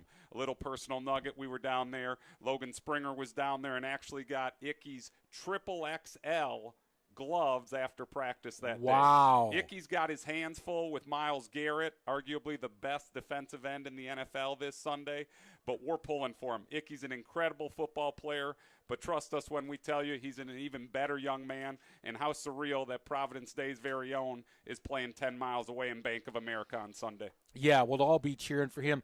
Josh, one correction, T.J. Watt is the best defensive end in the National Football League. Happens to be with the Pittsburgh Steelers, so Miles is good, but he's not a T.J. Watt, okay? We're just joking up here. Our producer, Nick Kloss, is a Denver Broncos fan, Josh, a Green Bay Packers fan, and I'm a Pittsburgh Steelers fan, and probably my team's in the worst shape of all the three teams we just talked about. We're kind of rebuilding, but I think we got a great quarterback for the future in Kenny Pickett. Got a great running back in Najee Harris. Green Bay will always be Green Bay as long as Aaron Rodgers is there. And now the debut of Russell Wilson for the Denver Broncos. It's always good to have the NFL season starting up. So, Josh, this question for you. So you've had to deal with this too in your breaks in the schedule. So what does Chad Greer do now? 4 games in, you get a Friday night off. What will his schedule be like this week? You know what? I wish I could say. I'm not a football coach, so I don't know. But the one thing I do know is no matter what the scoreboard says, coaches are never satisfied. And especially not when you're someone like Coach Greer, who doesn't have aspirations of just winning tonight's game. It is about the big picture. So how does the team stay sharp? And that means ball security. How does this team stay sharp? Developing depth.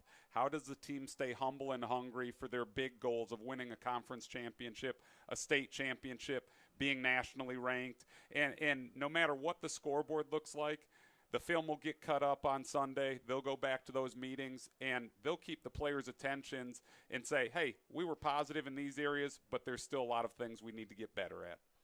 Yeah, so you don't think there'll be much lightening up then? Is that what I'm hearing you say? Not at all. Okay. I always tell this story. I've told it many times. Josh and I laugh, but I was doing the public address filling in for Lee Taylor a couple of years ago, and Josh's Providence Day Chargers were up like 25 points. But they made a couple mistakes at the end, and so Josh calls a timeout with like under a minute to go in the game. And I think I covered that game for the Charlotte Observer, and I remember asking him afterwards in the interview. I said, Josh, you were up 25 points. Did you really need to call that timeout?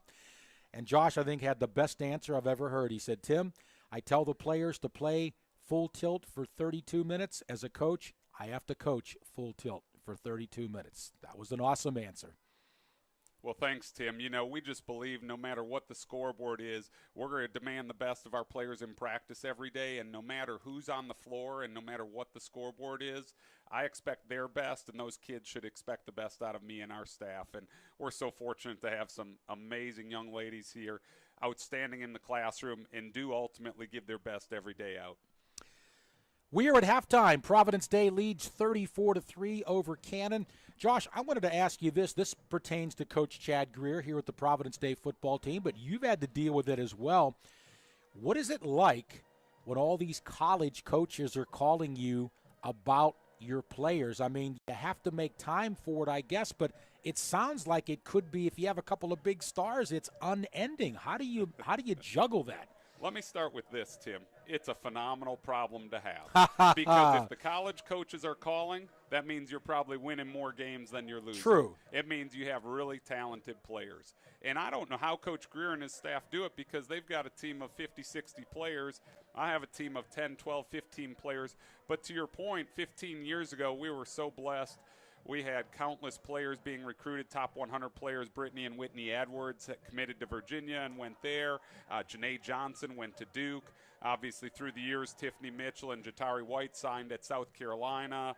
Aaron Whalen at Vanderbilt, Janelle Bailey at North Carolina. And so it can be overwhelming because let's not kid ourselves. At the Division I college athletic level, the recruiting is extremely intense. And so it's exciting for our players. It's exciting for our staff. It's exciting for the school. And no matter if they're a BCS school or if they're a junior college or a Division III school, we just try to give them all the same time and give them all the same respect. And don't worry about what's on their shirt or what polo it is. Appreciate them for showing an interest in the school. Appreciate them for showing an interest in our young men and young ladies. And then try to give those families the best guidance possible so they can live out the dream that they want. Not the dream that we want, the dream that they want, because obviously they have their own desires.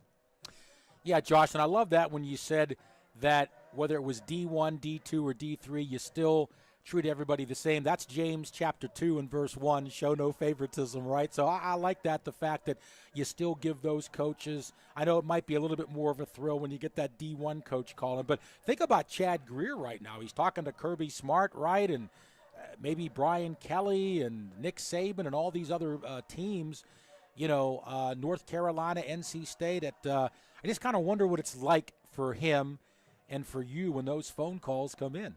Well, I can't imagine what his day looks like. I really can't. When you have David Sanders, who's the #1 overall player in the country, when you have Jaden Davis and David Sanders in the 25 class, when you have Jaden Davis, the #2 quarterback, #8 overall prospect in the 24 class, and then a footnote, it can't be a footnote, 2 top 100 receivers in the 2024 class in Channing and Jordan Shipp, and the list goes on and on and on. We talked about Chris Peel earlier, and so I can only imagine when Kirby Smart calls, Nick Saban calls, and they say, well, who do you want to talk about? And Coach Greer can legitimately say, I've got 5 or 10 guys you need to be looking at here. Wow.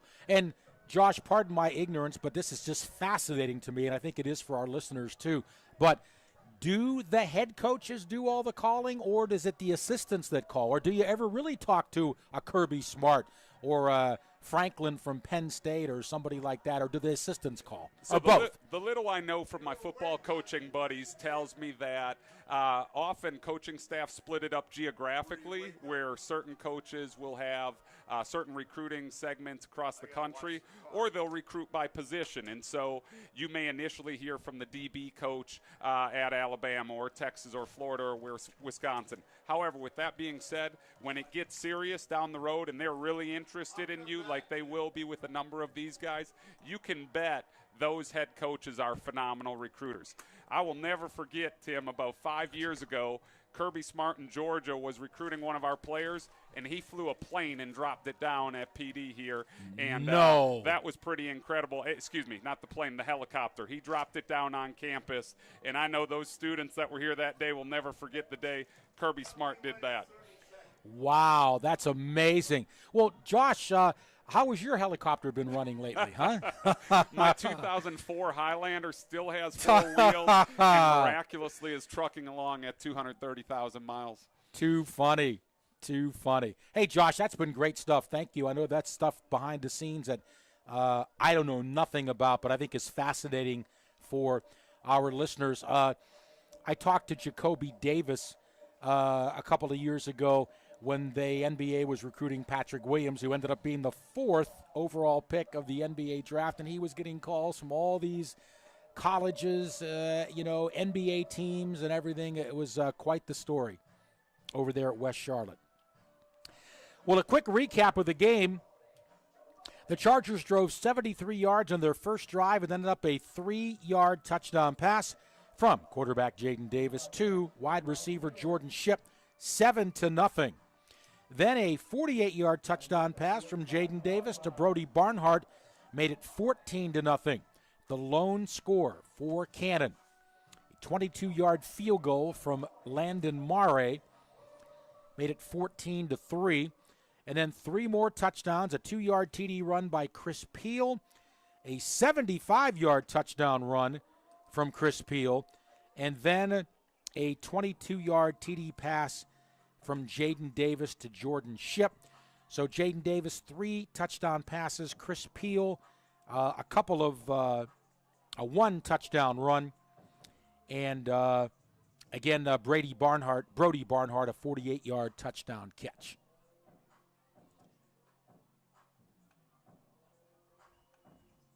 Well, to start out the second half here, Tim, the Chargers are kicking off. I'm curious to see if Jaden Davis's night is done. I have a feeling he might be cheering on the rest of his teammates for the second half.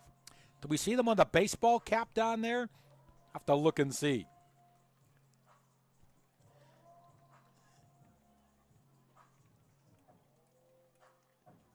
He's still got his helmet on over there. All right, he might see one series then, maybe. Well, Sidney McCorkle back to kick now. A kickoff, I should say, for the Chargers. Tim, I forgot to mention it's Western night in the Charter student section, and all in attendance should be thankful I'm not wearing my overalls. Oh, it's Western night? So does that mean I can do my John Wayne imitation? Go for it. I don't know, kid. I'd like to help you, but my horse is getting washed and greased, and I'm in a little bit of a hurry. I know it wasn't that great, Josh. I don't blame you. All right, McCorkle kicks off, and the Chargers will go back on defense here. And we have an illegal procedure call against the Chargers. Unfortunately there, Tim, the kick went out of bounds, gives the Cougars better field position than I'm sure Coach Greer was hoping for to start the second half. Okay. A well-deserved week off next week for the Providence Day Chargers that they have done amazingly well in these first 4 games. They will undoubtedly go 4-0.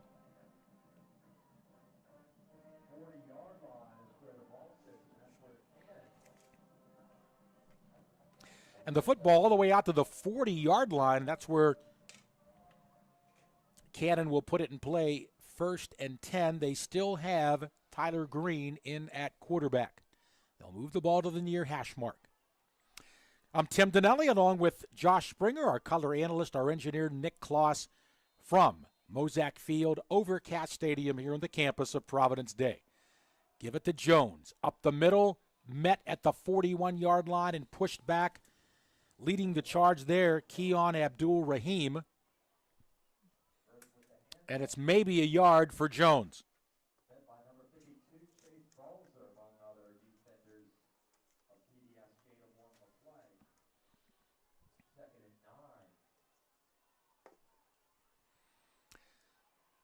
Now they'll give Jones a yard, 2nd down and 9 at the 41. Most of the PD starting defense looks like it's in there, Josh. Absolutely. Little surprised by that. Pitch right side Jones, turning the corner, knocked out of bounds, maybe a couple. Big hit again there from Keon Abdul-Rahim.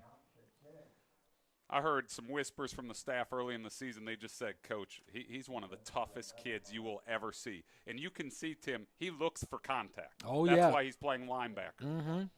Who's looking at him, Josh? I wish I knew. Okay. Sadly, I don't, Tim. That's all right. No worries. I'm sure he's getting some good D1 looks for sure. It's a gain of 4 for Will Jones, bringing up 3rd and a long 5 for the Cougars.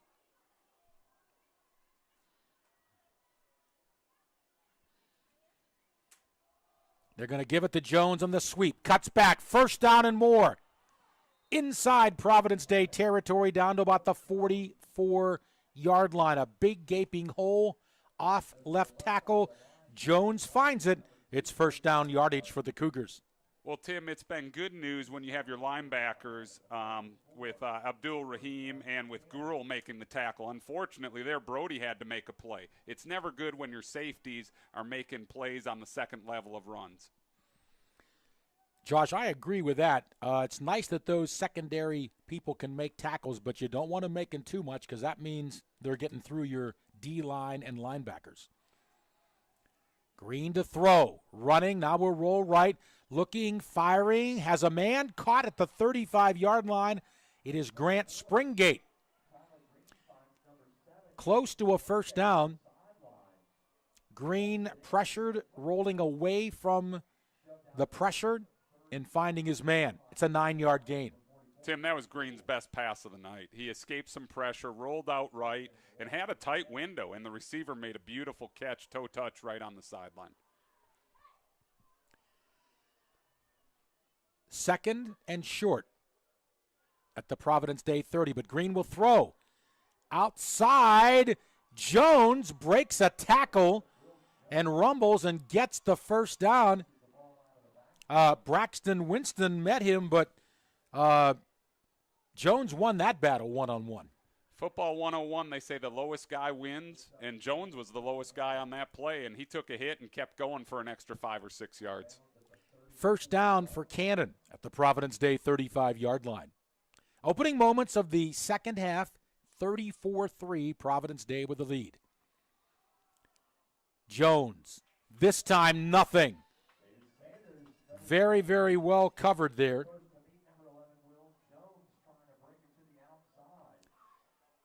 And he's going to lose a yard on the play. That was big David Sanders swallowing him up on the defensive end. So he's going both ways. I wouldn't take him off the field. For sure. Second and 11 for Cannon. Jones has been the recipient of most of the runs and the catches for the Cougars tonight. But it's only led to 3 points. Green throwing left side, incomplete. Gavin Powell was the intended receiver, and pretty good coverage over there. Looks like Chris Peel shadowing Powell. Tim, David Sanders with back-to-back impact plays. Swallows up the running back, then drills Green. His helmet goes flying 7 yards, and now we have the backup quarterback entering the game. All right. And that is number 9, Colby Dry. Only a sophomore. Third and 11. See what the youngster can do. Good decision, handing off to Jones. Breaks a tackle across the 30 and down to about the 27-yard line. Will Jones again picks up yardage well short of the first down. And we'll see what Cannon will do on fourth down here. Yeah, I think if you're the Chargers, that was a disappointing play. You knew a run was coming with the backup quarterback. You give up 8 yards, and now it's a manageable 4th and 3 for the Cougars. I'm with you, and they're going to go for it here wisely. Green back in. Wonder if he had an equipment problem or just came out for some kind of a play. He is back in on 4th and 3. We got a timeout being called now by Cannon. Josh, I'm going to turn things over to you for a sec. You've got all kinds of stuff to share. Well, I want to highlight some other PD sports this week. Huge week for cross country as Landon Romer commits to Tulane. Congratulations to him. Mickey Oshro and her team in field hockey, big win over Myers Park, 2-1 this week. Soccer, Dan Dudley and crew beat Carmel Christian recently, the defending state champs. New volleyball coach Kim Jackson coming over from Cannon. They're up at Cary Academy tonight for a match. They're 5-2 on the young season. And then Ryan Harper played his college tennis at UNC. Back on the sidelines for girls tennis. They had a big win, 6-3 over Latin earlier this week. So congratulations to a lot of our fall Charger sports teams. Awesome to see you starting off the year well.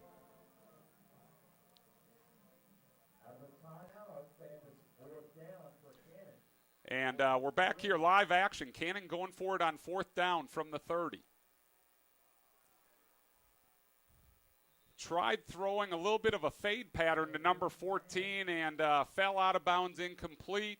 Looks like the Chargers will take over on their own 27 here. 8:29 to go here in the third quarter, and let's see who marches out for the Charger offense.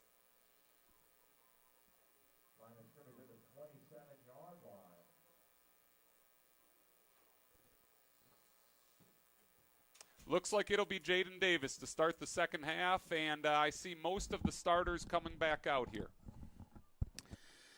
All right, so we will get another look at the starters here as the Chargers take over at their own 27-yard line with a 1st and 10. Snap to Davis. Gallows, the handoff, churning up the middle, keeps driving across the 30 to about the 32-yard line.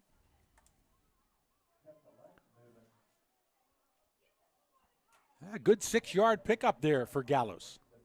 One of the things I noticed, Tim, is Cannon had corners pressing up on the wide receivers. If we see that again, I have a feeling we're going to see a deep ball on a fly route. Mm-hmm. Gallows again finds an opening. He's into the secondary at the 40. Caught from behind, but not until he rumbles down to the 33-yard line. Big gainer for Aiden Gallows. 1st down, but a marker on the play.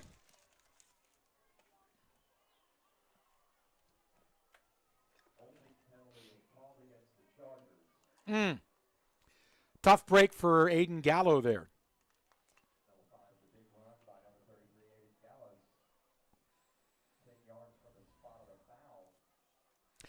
By the way, Josh, you mentioned Mickey Oshero's field hockey team. I did the PA for that game this week, and it was an outstanding win over a good Myers Park team. Yeah, very exciting. How happy does she have to be as a coach and a proud mom? Her daughter Lucy heading to Ohio State to play field hockey next season. What an incredible run it's been for that family. Yeah, it really was a nice game. Enjoyed that, calling that one thoroughly.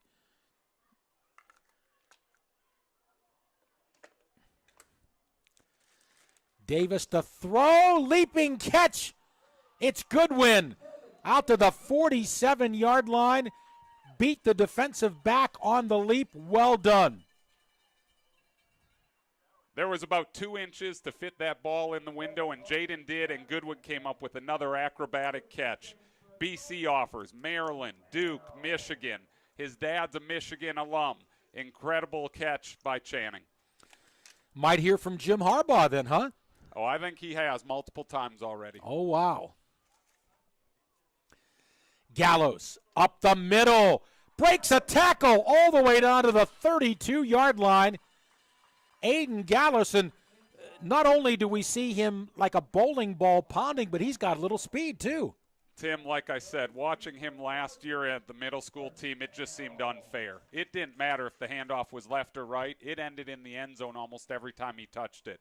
So he's going to have an extremely, extremely bright career. He's playing behind Chris at the running back spot right now, but you can see Coach Greer's got more and more confidence in him this evening. For sure. 1st and 10. Davis to throw. He's got Liam Gruhl at the 20, at the 15. Gruhl finally bulldogged down at about the 11-yard line. But it's another 1st down. And again, the number of weapons that Jaden Davis has to choose from, amazing. And he finds a brand new one there in Liam Gruhl. Tim, what impresses me is these receivers, these backs, these tight ends, they catch almost everything. I know the throws are great, but the hands by these high schoolers are incredible to me. They are well coached.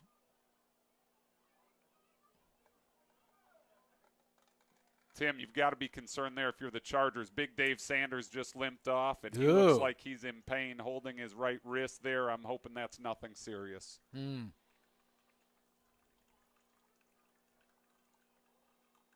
We'll keep an eye on that. 1st and goal now for Providence Day. Davis, jukes, fires, caught, touchdown! Jordan Shipp, 10-yard TD pass from Jaden Davis. No flags. Providence Day up 40-3. Shipp with his 2nd touchdown of the night, Tim. Again, a beautifully placed ball by Jaden Davis out on the left hash. And then Shipp just olayed him and went right into the end zone. And well placed by Jaden Davis. Jake Porter on for the extra point under the hold of Brody Barnhart. Ball down. Kick up. Perfect again 41-3 now with 5:39 to go here in the third quarter. And what's that running clock again, Josh? Yeah, so the running clock is if a team is up 42 points in the second half. So I'm no math major, Tim, but we are approaching that. So it looks like the Chargers are up 38 at the moment here. Another touchdown in the board, and we would put ourselves in a running clock situation. I believe, Tim, that was Jaden's 5th touchdown pass of the night, which through 4 games, I think puts him at 17 touchdown passes. Mm-hmm.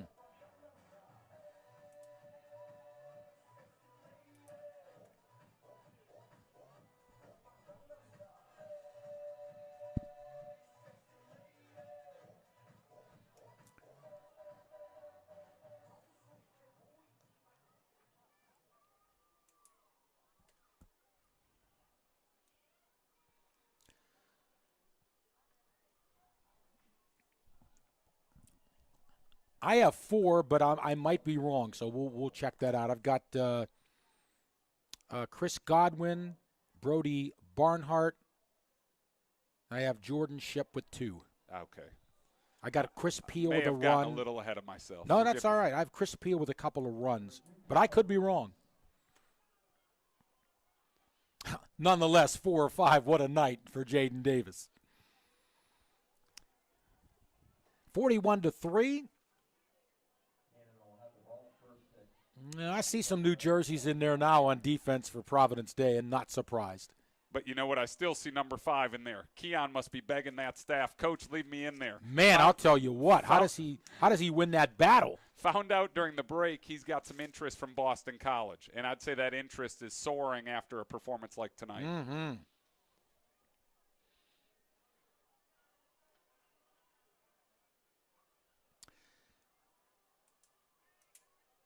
And the officials are talking some things over. You know, Josh, still got a big game for Providence Day with Charlotte Christian this year. You know, Jason Estep, he always puts a good team on the field. Absolutely. They've had a strong tradition for a long time. Shout out to our middle school team for dominating Charlotte Christian this week on the gridiron. 31-12 victory. Awesome. All right, Green to throw. Crossing pattern, caught short yardage out to the 24-yard line. Gavin Powell, the recipient of that Tyler Green pass. It's a gain of 4, 2nd down and 6. I'll tell you, Josh, I did the JV public address for Providence Day last week. Charlotte Catholic came over. They must have had 80 players out there. It's amazing. They must have had as many coaches as a college team. Wow. But Aiden Gallows played well in that game, too, although the Chargers did lose. Over the middle, Green looking for Colin Deuce Reese, incomplete. They bring up 3rd down now and 6 yards to go. Great coverage by Lucas Santweir right there. Really nowhere to go for the quarterback. You know, Josh, one other thing, too, that I think is good, I like, is the fact that when you are a team that's successful, like Providence Day, you get a chance when you're winning big to put those younger players in. They get valuable experience that helps you later on. Some of the teams can't do that. Oh, absolutely. These kids work tirelessly throughout the summer, throughout the fall, and those kids enjoy this moment and have earned that moment. Exactly. And the more reps they get, the more experience they get, then the more comfortable they are when you really need them, or next year or the year after. So a nice problem to have, as you've said before. 1st down catch there for Cannon, and they have it at their own 30-yard line, 1st and 10. Tim Donnelly with the play-by-play. Providence Day varsity girls head basketball coach Josh Springer. Our color analyst, he knows a lot about football. Nick Kloss, our engineer. Thanks to the team. Pitch right side. Will Jones close to the 1st down. Pushed out of bounds finally by Gage Fergali. And it is going to be enough for a 1st down.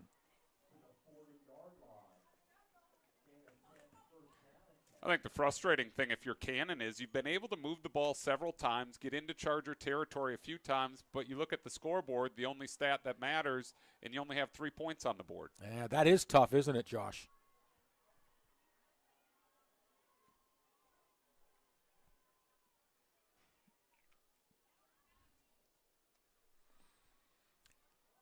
On first down, Jones gets the carry over left tackle.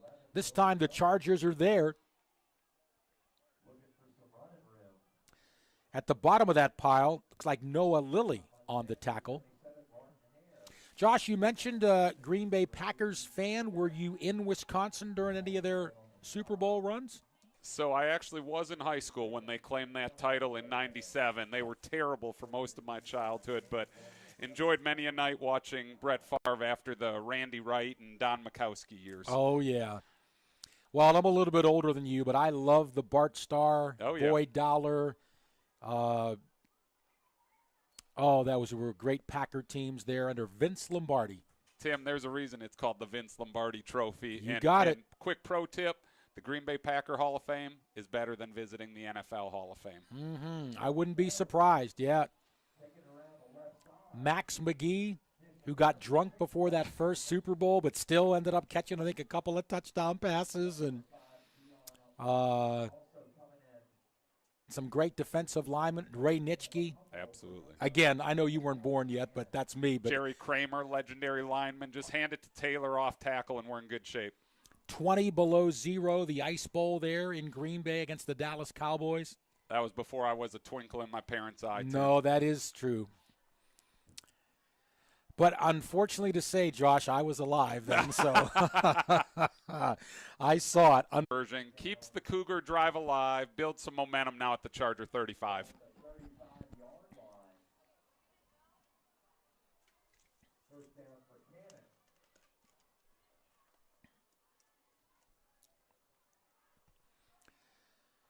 So the big gainer to David Wheeler from Tyler Green, 1st and 10 for Cannon at the 35-yard line.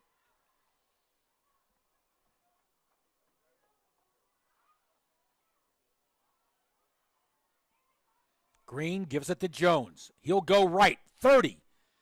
Out of bounds, close to the 25-yard line. Braxton Winston finally pushed him out of bounds. Good run around the right side. Jones is durable. He likes contact, but he also showed some speed there as well. I just know Jones is probably going to sleep better tonight than just about anybody because, holy smokes, they are handing it to him early and often, throwing it to him early and often. Short of the first down, they give him 9, though, at the Providence Day 26-yard line. Snap to Green. He'll throw. Over the middle, looking for Jones. He bobbles the ball. He was going to get hit immediately anyway, as right there, laser beaming in on him was Noah Lilly. Well, I think the PD staff's going to be happy with that play because the first 3 weeks, middle screens have given us a tremendous amount of problems. We had 2 defensive linemen there and a linebacker right there at the point of attack, and they blew up the screen. So that's a win in the film room on Monday. Yep, for sure. 3rd and 1. Man in motion to the near side. It's Powell. Handoff to Jones. Breaks 1 tackle. And I don't think he got the first down. Down in there, Martin Hare wraps him up. Along with Keon Abdul-Rahim. I think he'll be short to bring up 4th and 1. Tim, can I bet my paycheck tonight that they will go for it on 4th and 1? I've been wrong the last 2 times on 4th down. But 41-3. 4th and a couple, end of the 3rd quarter, got to go. Tell you what, though, if he doesn't make it, I hate to see you lose $500, Josh. What? Oh, I'm sorry. It's more than that? It's a high five and maybe a free hamburger. Okay. Pitch to Jones. Out of bounds. He may not have gotten it. The spot will be key here. Coming up, that was Pruitt McCoy to push him out of bounds, along with Keon Abdul-Rahim. And they're going to give him the sticks. See, it pays to go for it, Tim. But it was close, yep. call Sue Fitzgerald. Yeah, write that paycheck to Josh. He won the bet. Oh, my. So, Cannon on the move here. Late stages of the third quarter with Providence Day in command, 41-3. Green to throw. Has time. Now in trouble, and down he goes. At the 30-yard line.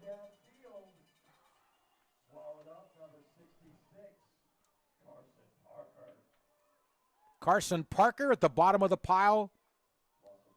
5-yard loss. But, Josh, I will say, Green had a lot of time that time. There was just nobody open downfield. He did. Great coverage by the Charger defense. That's Parker's second sack on the season, first one this evening. Third quarter is in the books, 41-3. There was just one score in that third quarter. Providence Day, a 10-yard touchdown pass from quarterback Jaden Davis to Jordan Shipp. 41-3 through 3 quarters of play. Josh, is the Springer family here in person They today, weren't able to make it tonight. My awesome rock star wife, Holly's at home with the boys. They've been out for the last couple games. Big week in school, big week of sports. So I think the rest of the family is hopefully enjoying some rest and relaxation. And watching the live stream, right? I hope so. I can't guarantee it. Okay. Holly, if you need Josh to bring home a head of lettuce on the way home, just text us on the stream and let me know, and I'll pass it along to him. She knows that's probably the best way to communicate with me. Well, listen, I might be an old man, Josh, but I do text. I do communicate. I'm into all that stuff. So Facebook, Twitter, Instagram, the whole bit. Social media guru, Tim Dinelli. I wouldn't say guru, but I'm not using – I know people will look at me at my age and think I'm still using 2 tin cans and a string, but I'm beyond that. Let's be honest, Tim. Nick is here. He's young. He's cool. He's the guru. He's the one setting us both up for the evening. That's true. That's true. Hey, come on, Josh. I got an iPhone 12 Pro Max. Come on. Turn it on. And I have to admit, I'm going to get the 14. It just came out this week, so I am going to get the 14. Boy, you're right. It is Western night here. I see a lot of cowboy hats, jeans, overalls, scarves. I can't pull it off.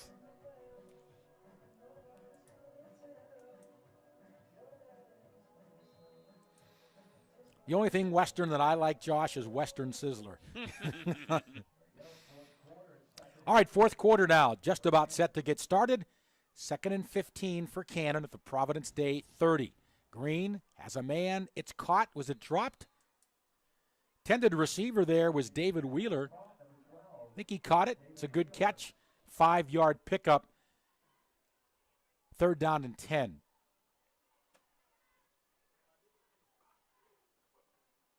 Josh, what sports did you play in high school? I played basketball in high school for 3 years. I'm always humbled when somebody says, where did you play in college? And that would be the University of Nowhere. I think I had 30 points in my high school career and then had a broken jaw actually my senior year, and so was a manager my senior year. Wow. Your girlfriend must have been strong to hit you that hard and break your jaw, Josh. You should see the other guy. Oh, okay. I won't ask any more details about the brawl with the guy you had or whatever. Okay. Pass over the middle complete. Going to bring up 4th down and 8 yards to go. Believe it or not, Josh, I did not play any high school sports. I was the manager of the football team, but in college I did play 2 years at Edinburgh State University. And in my senior year, we played the University of Pittsburgh. Big bad D1 Pitt at Pitt Stadium, 45,000 seat capacity. 1,000 people in the stands, but 45,000 seat capacity. Pass over the middle, caught and dropped. I think they're going to rule this incomplete. Colin Reese had it, but could not hang on. And that will turn the ball over on downs. Providence Day's offense back on the field. Anyway, we had a really good team my senior year. I didn't start. But in that game at Pitt Stadium, we went up 6-0. And in the last 20 minutes of the game, the coach said, all right, Dinelli, you put all the second teamers in, even the goaltender. And we, believe it or not, held Pitt off the last 20 minutes, kept the shutout, 6-0, biggest win ever in Edinburgh State University soccer history. Wow. So it was a great, great day at Pitt Stadium. In fact, the guy was an All-American inside left that I was trying to guard, and he was so good I just tried to stay in front of him. He ended up being the coach at Pitt's soccer team for many, many years. Looks like we've got a new quarterback for the Chargers here, Tim. Tell us. Number 10 looks like Ziad Lott coming in. Really good-looking kid, long, lanky, about 6'3" here. And I know he's relishing his first snaps of the season. Up to this point, I think Jaden's taken every single snap in the Chargers' first 4 games. Yeah, he played on the JV game as the quarterback last week. Nothing like getting your first reps on a Friday night of varsity football. Oh, yeah. Handoff up the middle. That's Aiden Gallos. Not much there. Maybe a yard gain, bring up 3rd and 1. Zaid Lott, a sophomore. His parents, Keenan and Erica Lott. And we'll see what the Chargers do here on 3rd and 1. Lott will hand it off. Gallos, and he won't get it. He is stopped on a good open field tackle by Luke Fox. And 4th and 1. Tim, I was going to say 9 times out of 10 the Chargers would go for it on 4th and 1, and it looks like it might be 10 out of 10. Yep. I know Coach Greer loves to go for it, and looks like this situation will be no different, even on our own 30 at 4th and 1. Oh, did they move the sticks, it looked like? Like they gave him a first down. I didn't see that from my vantage point. Looked, she was short. Firing up into the air and incomplete. Lott was looking downfield,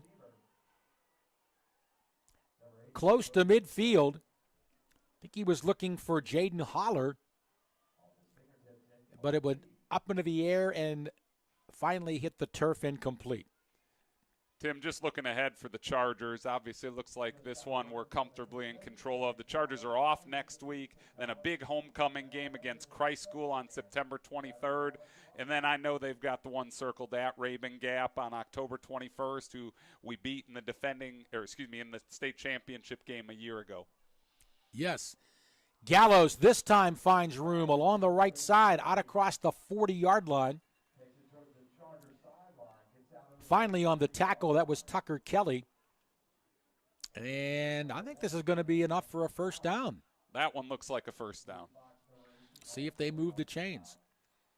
By the way, the Rabun Gap team, we beat them twice last year. We beat them here in the regular season, late in the season, and then we also beat them in the championship game. And not to put the cart before the horse, we do have the very difficult CISAA play. You mentioned Charlotte Christian earlier. I'm sure they're going to be in the mix for the conference race with Providence Day. And then obviously for the state, Rabun Gap, who obviously ironically is in Georgia but competes for the North Carolina State Championship. I know that fact trips some people up out there in Charger Nation. It's not all cut and dry, is it? 'Tis true. And a little irony, their women's basketball team won a state title recently as well. Their athletics have definitely made a statement. Well, I know last season when I filled in for Lee Taylor in the regular season game with Rabun Gap, man, they had players from all over the world on that roster. They do. They really do. I petitioned Nancy Beatty for some extra pay for that game. There was so many names I had to figure out. No, I'm just teasing. All right, it's a good gain of 4 for Gallos, 2nd and 6. Zaid Lott, the quarterback, in command. He'll pass. Swing pass left side, little too long for Jaden Holler, and incomplete. And Josh, as you mentioned, must be a big thrill for these guys to get their first reps in the big stadium. Still a good crowd here on hand on a Friday night. And, again, looking to impress the coaches. Tim, are you kidding me? I have to pinch myself that I teach physical education out here on this field. I can't imagine the joy of playing in the best field, best stadium in the state of North Carolina on a Friday night, whether you're a freshman the first day or a senior in your 30th or 40th game. I tell you, the facilities here are outstanding. Lot to throw at 3rd and 6. Stays in the pocket, fires incomplete. Couldn't tell if he was looking for Jaden Holler or William McDermott, but the pass falls incomplete, and it looks like we'll get a punt here. No guarantees. I don't think they're going to run Sidney McCorkle, though, Josh. I don't think they're going to run Sidney on this McCorkle one. off tackle? What do you think? There you go. I don't know. Sidney McCorkle will punt and stand back at her 31-yard line. 7:23 left in the game. Providence Day on top and in command, 41-3. Good snap. Kick, short one off the right side of the foot. Around the 50-yard line, make it the 48, and that is where Cannon will put it in play, 1st and 10. Josh, I'm amazed at all the prep you did, man. That was awesome today. Well, we tried to get a couple nuggets out there for Charger Nation. It's an honor to be able to do this and just want to, again, give everybody the best show we possibly can. By the way, I did say we had some exciting news, but I'm one of the monthly hosts of the Pearl Reports that's aired on 7:30 The Game, ESPN Charlotte Radio. Josh is scheduled to be a host a couple of times this summer. Josh, we're looking forward to that. You're going to be the host of the Pearl Reports. I can't wait. What an exciting opportunity to talk to some of the best coaches and best athletes in the Charlotte community. And by the way, we're going to have you and one of your players on the Pearl Reports for me coming up here in the next couple of months once we transition from football to basketball. Would love to do it, Tim. Unfortunately, our defensive line just got gashed right there for a 25-yard run. Yeah, not many of those tonight for Cannon, but a big gainer down to the Chargers' 28-yard line.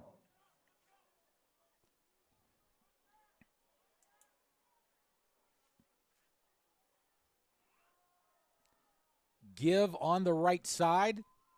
It's Cannon Leatherman. Not much this time. And again, the Cougars have their backup quarterback in now, Colby Dry, the sophomore. He had one play earlier in the game. And now I think will be in for the duration. Just a gain of a yard there for Leatherman to bring up 2nd down and 9. Josh, what plans do you have for the weekend? Some rest and relaxation. This one's been a full day. It's been a great week. We had a girls basketball practice this morning at 6:30, and we'll get out of here pretty late tonight. So looking forward to some quality family time this weekend. The boys have a little soccer, a little basketball. Obviously, I love teaching, love coaching, love spending time with you in the booth. Oh, yeah. Want to try to be as good of a dad and a husband as I can this weekend. Good for you. That's the right priorities. I wish I could have that rest and relaxation weekend. Not this weekend. All right. Pass complete to Grant Springate from the sophomore quarterback, Colby Dry. And it's going to be enough for a Cannon 1st down at the Providence Day 17. Well, tomorrow I got 2 hockey games to do, one at 5 and one at 8. Then Sunday morning, I'll be teaching Sunday school at my church, still putting the wraps on that message. And then my tennis league is Sunday night. Wow. Incredible. So I won't get any rest till Monday. Until Providence Day calls for you to do another game next Well, week. there you go. David Oliver sends that email out on Mondays. Handoff on the left side will lose a couple of yards. Bring up 2nd down and 12. Nick, what do you got going on this weekend? All right, that's right. Nick works part-time for Queens. Mike Glennon over there, the director of broadcasting.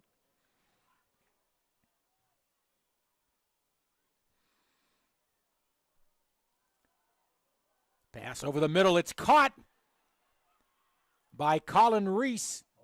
He'll wiggle his way down to about the 7-yard line, short of the 1st down after hauling that pass in from Colby Dry.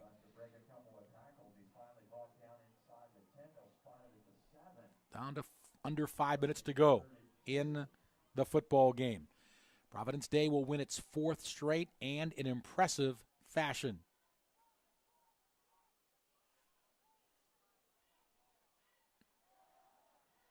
Dry gives it off to the right side, trying to get to the end zone. Unable to is Cannon Leatherman, but he will have a first down.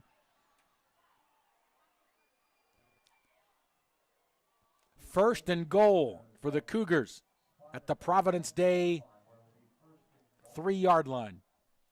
I know the Charger defense really needs to stiffen up here. I know the scoreboard is what it is, but those guys on the sidelines and on the field have a lot of pride in not wanting to let the opponent hit pay dirt at all. They're going to give it their all here. First and goal. Dry in the shotgun. He'll hand the ball off. Driving. Touchdown, Cannon. Cannon Leatherman. And Cannon finally, against the Chargers reserves, finds the end zone. Right there, the Chargers just blitzed up the middle. Leatherman did a nice job of bouncing it off tackle and just walked right in the end zone. So 41-9, the Chargers lead, just under 4 minutes left.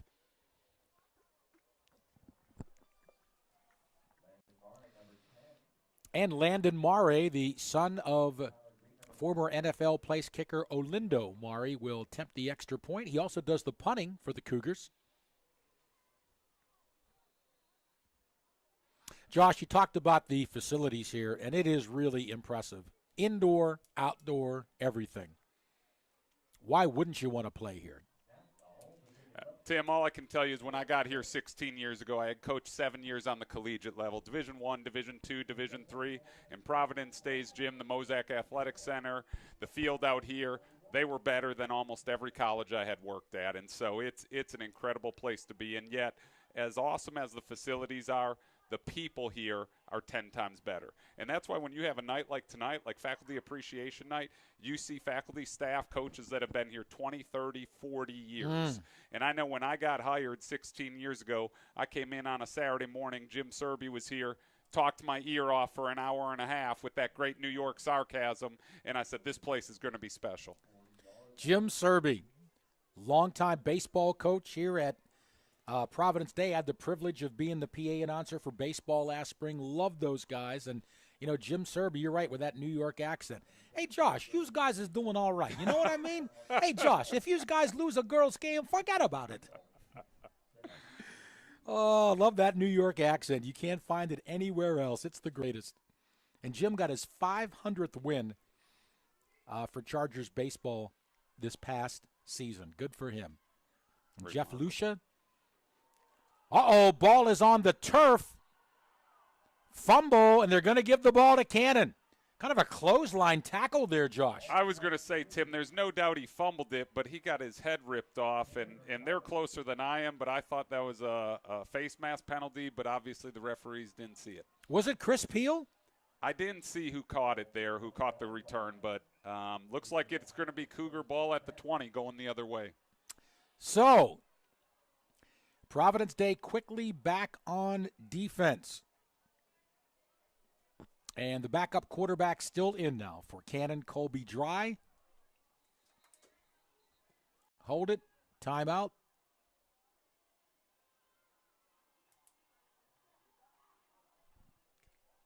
Couple things, Tim, here. Obviously, Coach Greer and company, they want to be champions on the field, but I want to highlight a couple awesome things Coach and his team did over the summer.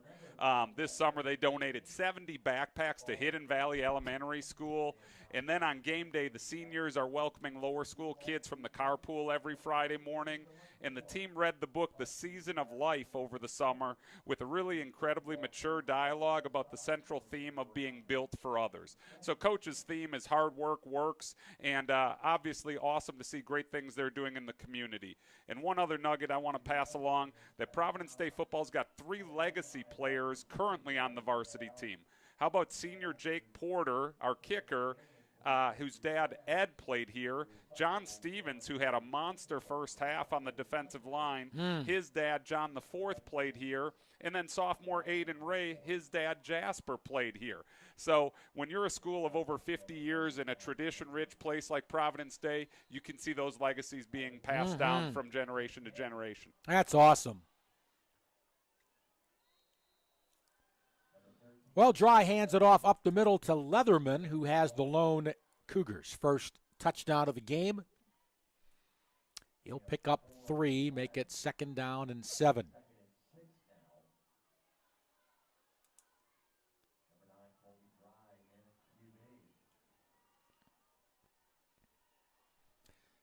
This game winding down, but it was pretty much over in the first half. Sweep, left side. This is Leatherman, and he is going nowhere. Big loss. Austin Nelson down there leading the charge. Austin Nelson also started for the Providence Day baseball team this year. He's going to be a good baseball player for Jim, as you mentioned. Serby and getting some good action. Now, he is also on the kickoff return. I mean, the kickoff team as well on special teams. Austin Nelson, sophomore. Snap to Dry on 3rd and 12. He's going to go to the end zone. Almost intercepted down there, but incomplete.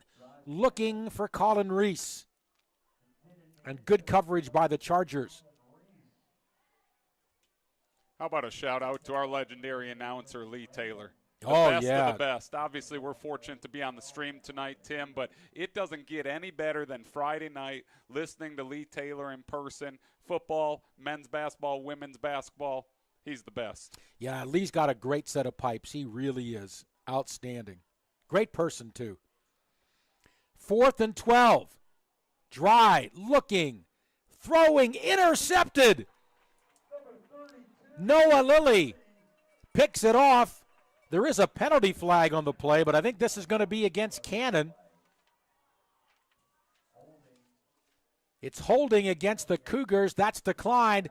The Noah Lilly interception will stay. Good for him.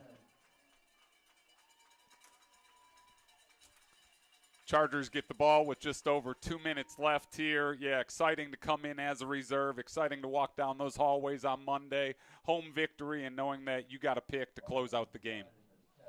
So, Josh, you said you got a couple of sons. What sports are they gravitating to? Well, they play a little bit of everything right now. My oldest, Tyler, is an 8th grader, and he's the goalie for the middle school soccer team. They had 2 big wins this week, 6-0 and 6-0, Tuesday and Thursday. So excited for him there. And Logan has his first soccer game this weekend. And I'm sure they'll play a little hoops over the winter. But right now, my wife is a huge soccer fan, so she's excited to see them running around on the pitch. Did she play soccer? Yes, she did for a little bit there. Okay, good for her. Handoff off the left side and nothing going there.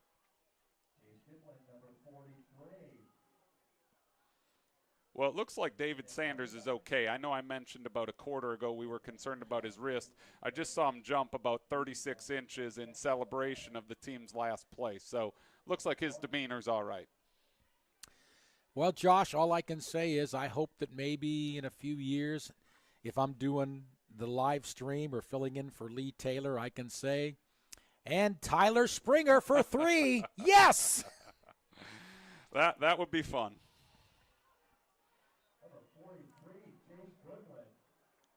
Jace Goodwin rumbling up the middle for good yardage for the Chargers here. We're down to 1:35 in the game.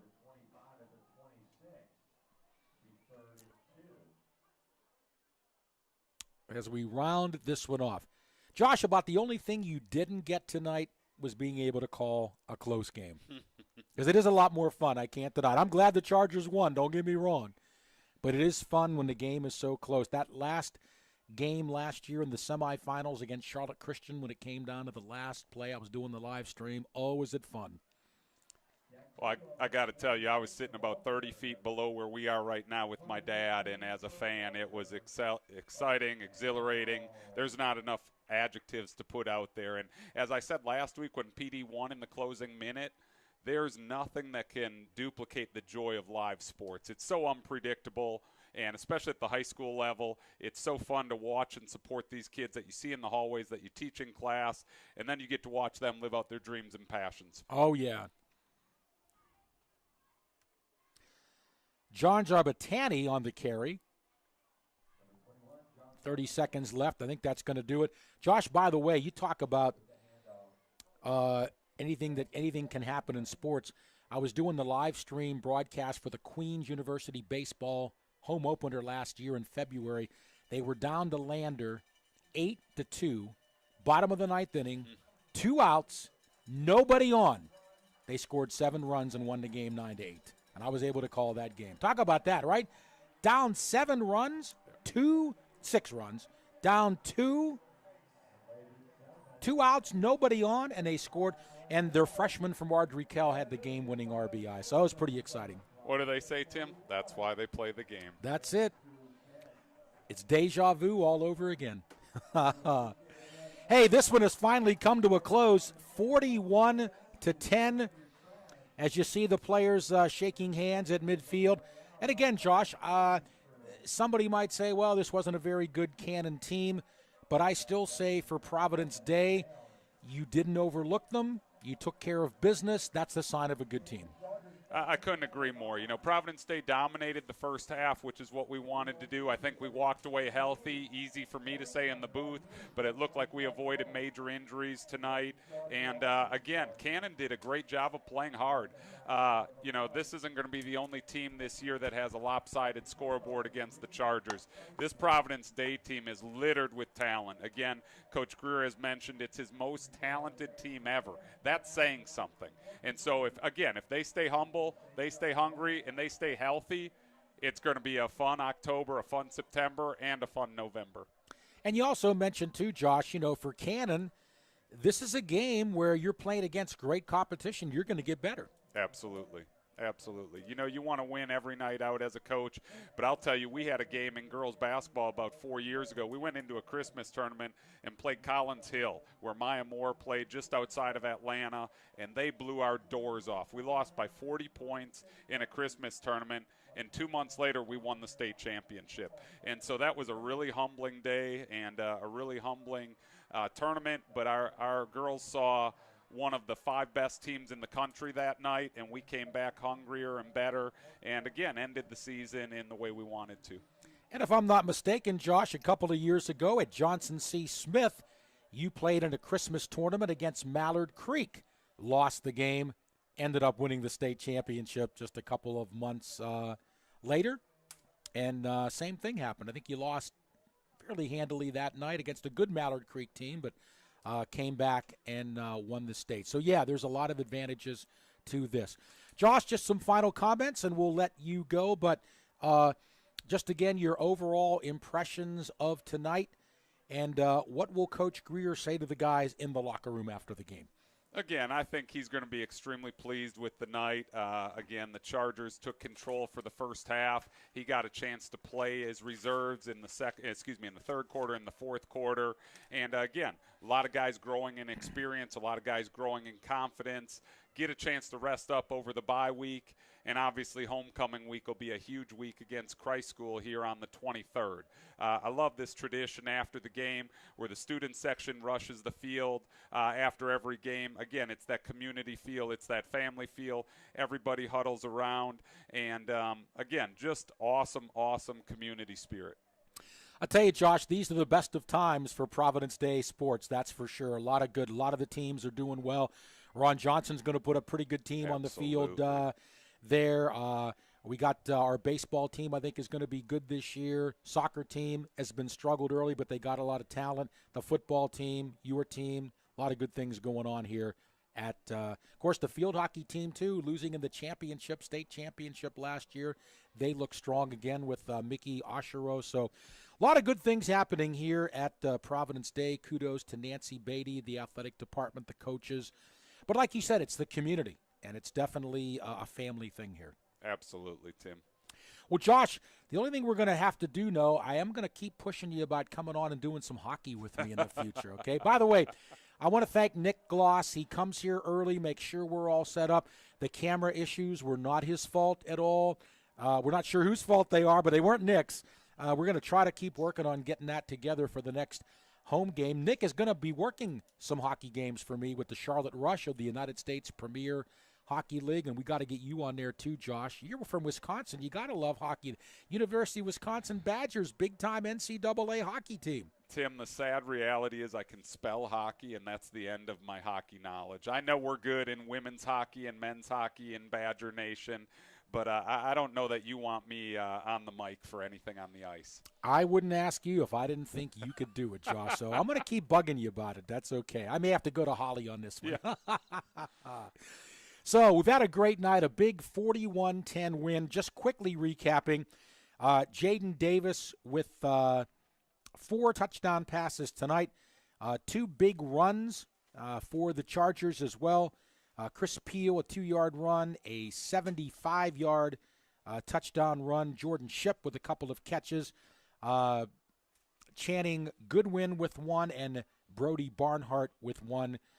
22-yard field goal by Landon Mare, and Connor Leatherwood, a 3-yard touchdown run, rounding out the scoring. Chargers off next week. We're back here, though, in the 23rd, right? Absolutely, against Christ School. Another 7 o'clock kickoff, and I'm going to go on a limb and say it's going to be our biggest crowd of the year. It's awesome. Homecoming. We're going to have another Friday night of gorgeous weather like we have for the first 4 weeks. Can't wait. Now, if we can just get the camera to work right, that'll be our only task we'll have to do. The Chargers are doing their job on the field. Well, that'll do it for our live stream tonight. Josh, I want to thank you so much. Always great working with you. You're one of my favorite people. Thanks. Great job. Thanks for all your prep work. And again, hopefully you'll be back with me again. Tim, my pleasure, and I want to give a big shout-out to Holden Manna. He's been outstanding in the booth thus far this fall, and I know he's going to get some more opportunities. He's a rising star in this business, so everybody look forward to hearing Holden the rest of the way. I'll tell you what, Holden did an internship with me for soccer down in Columbia. I do the media relations and broadcasting for the SC United Bantams. He did a great job, interviewed some of the players. He was even our 4th official on the sideline, working with the referees, with the subs going in and out. And again, you know, I tell Holden, I've told his parents, you've got a future in this business. I said, just stay humble, that's all. And he got his name in the Charlotte Observer when he did the color a couple of weeks ago for the TV game. But, Josh, we hope to have you along again. And, again, I want to thank Nick Kloss for all of his hard work behind the scenes. You don't get to hear him, but he's doing a lot of things here, helping us to make sure we have the best production of the live stream as possible. And, again, please tune into my Pro Reports high school football show tomorrow morning on 7:30 The Game, ESPN Charlotte Live at 7:30 in the morning. Again, you can also go on the ESPN 7:30 The Game website, ESPNCLT.com, ESPNCLT.com. You can also listen to it there. We're going to review the Charlotte Observer Sweet 16, which we will talk about Providence Day being ranked number 1, and also some of the hazing things going on in high school sports we need to get a control of. And Luke Bailey, 9 touchdowns a week ago, in a big win by Providence High School, setting a bunch of records. We'll talk about that and more tomorrow on the Pearl Reports on 7:30 The Game, ESPN Charlotte Radio at 7:30 in the morning. That'll do it from Overcash Stadium, Mozak Field here on the campus of Providence Day. Final score, the Providence Day Chargers with a big win, 41-13 over Cannon. So for our engineer, Nick Kloss, and our color analyst, Josh Springer, this is Tim Donnelly. Thanks so much for watching. Have a very pleasant evening. Good night, and do keep America in your thoughts and prayers.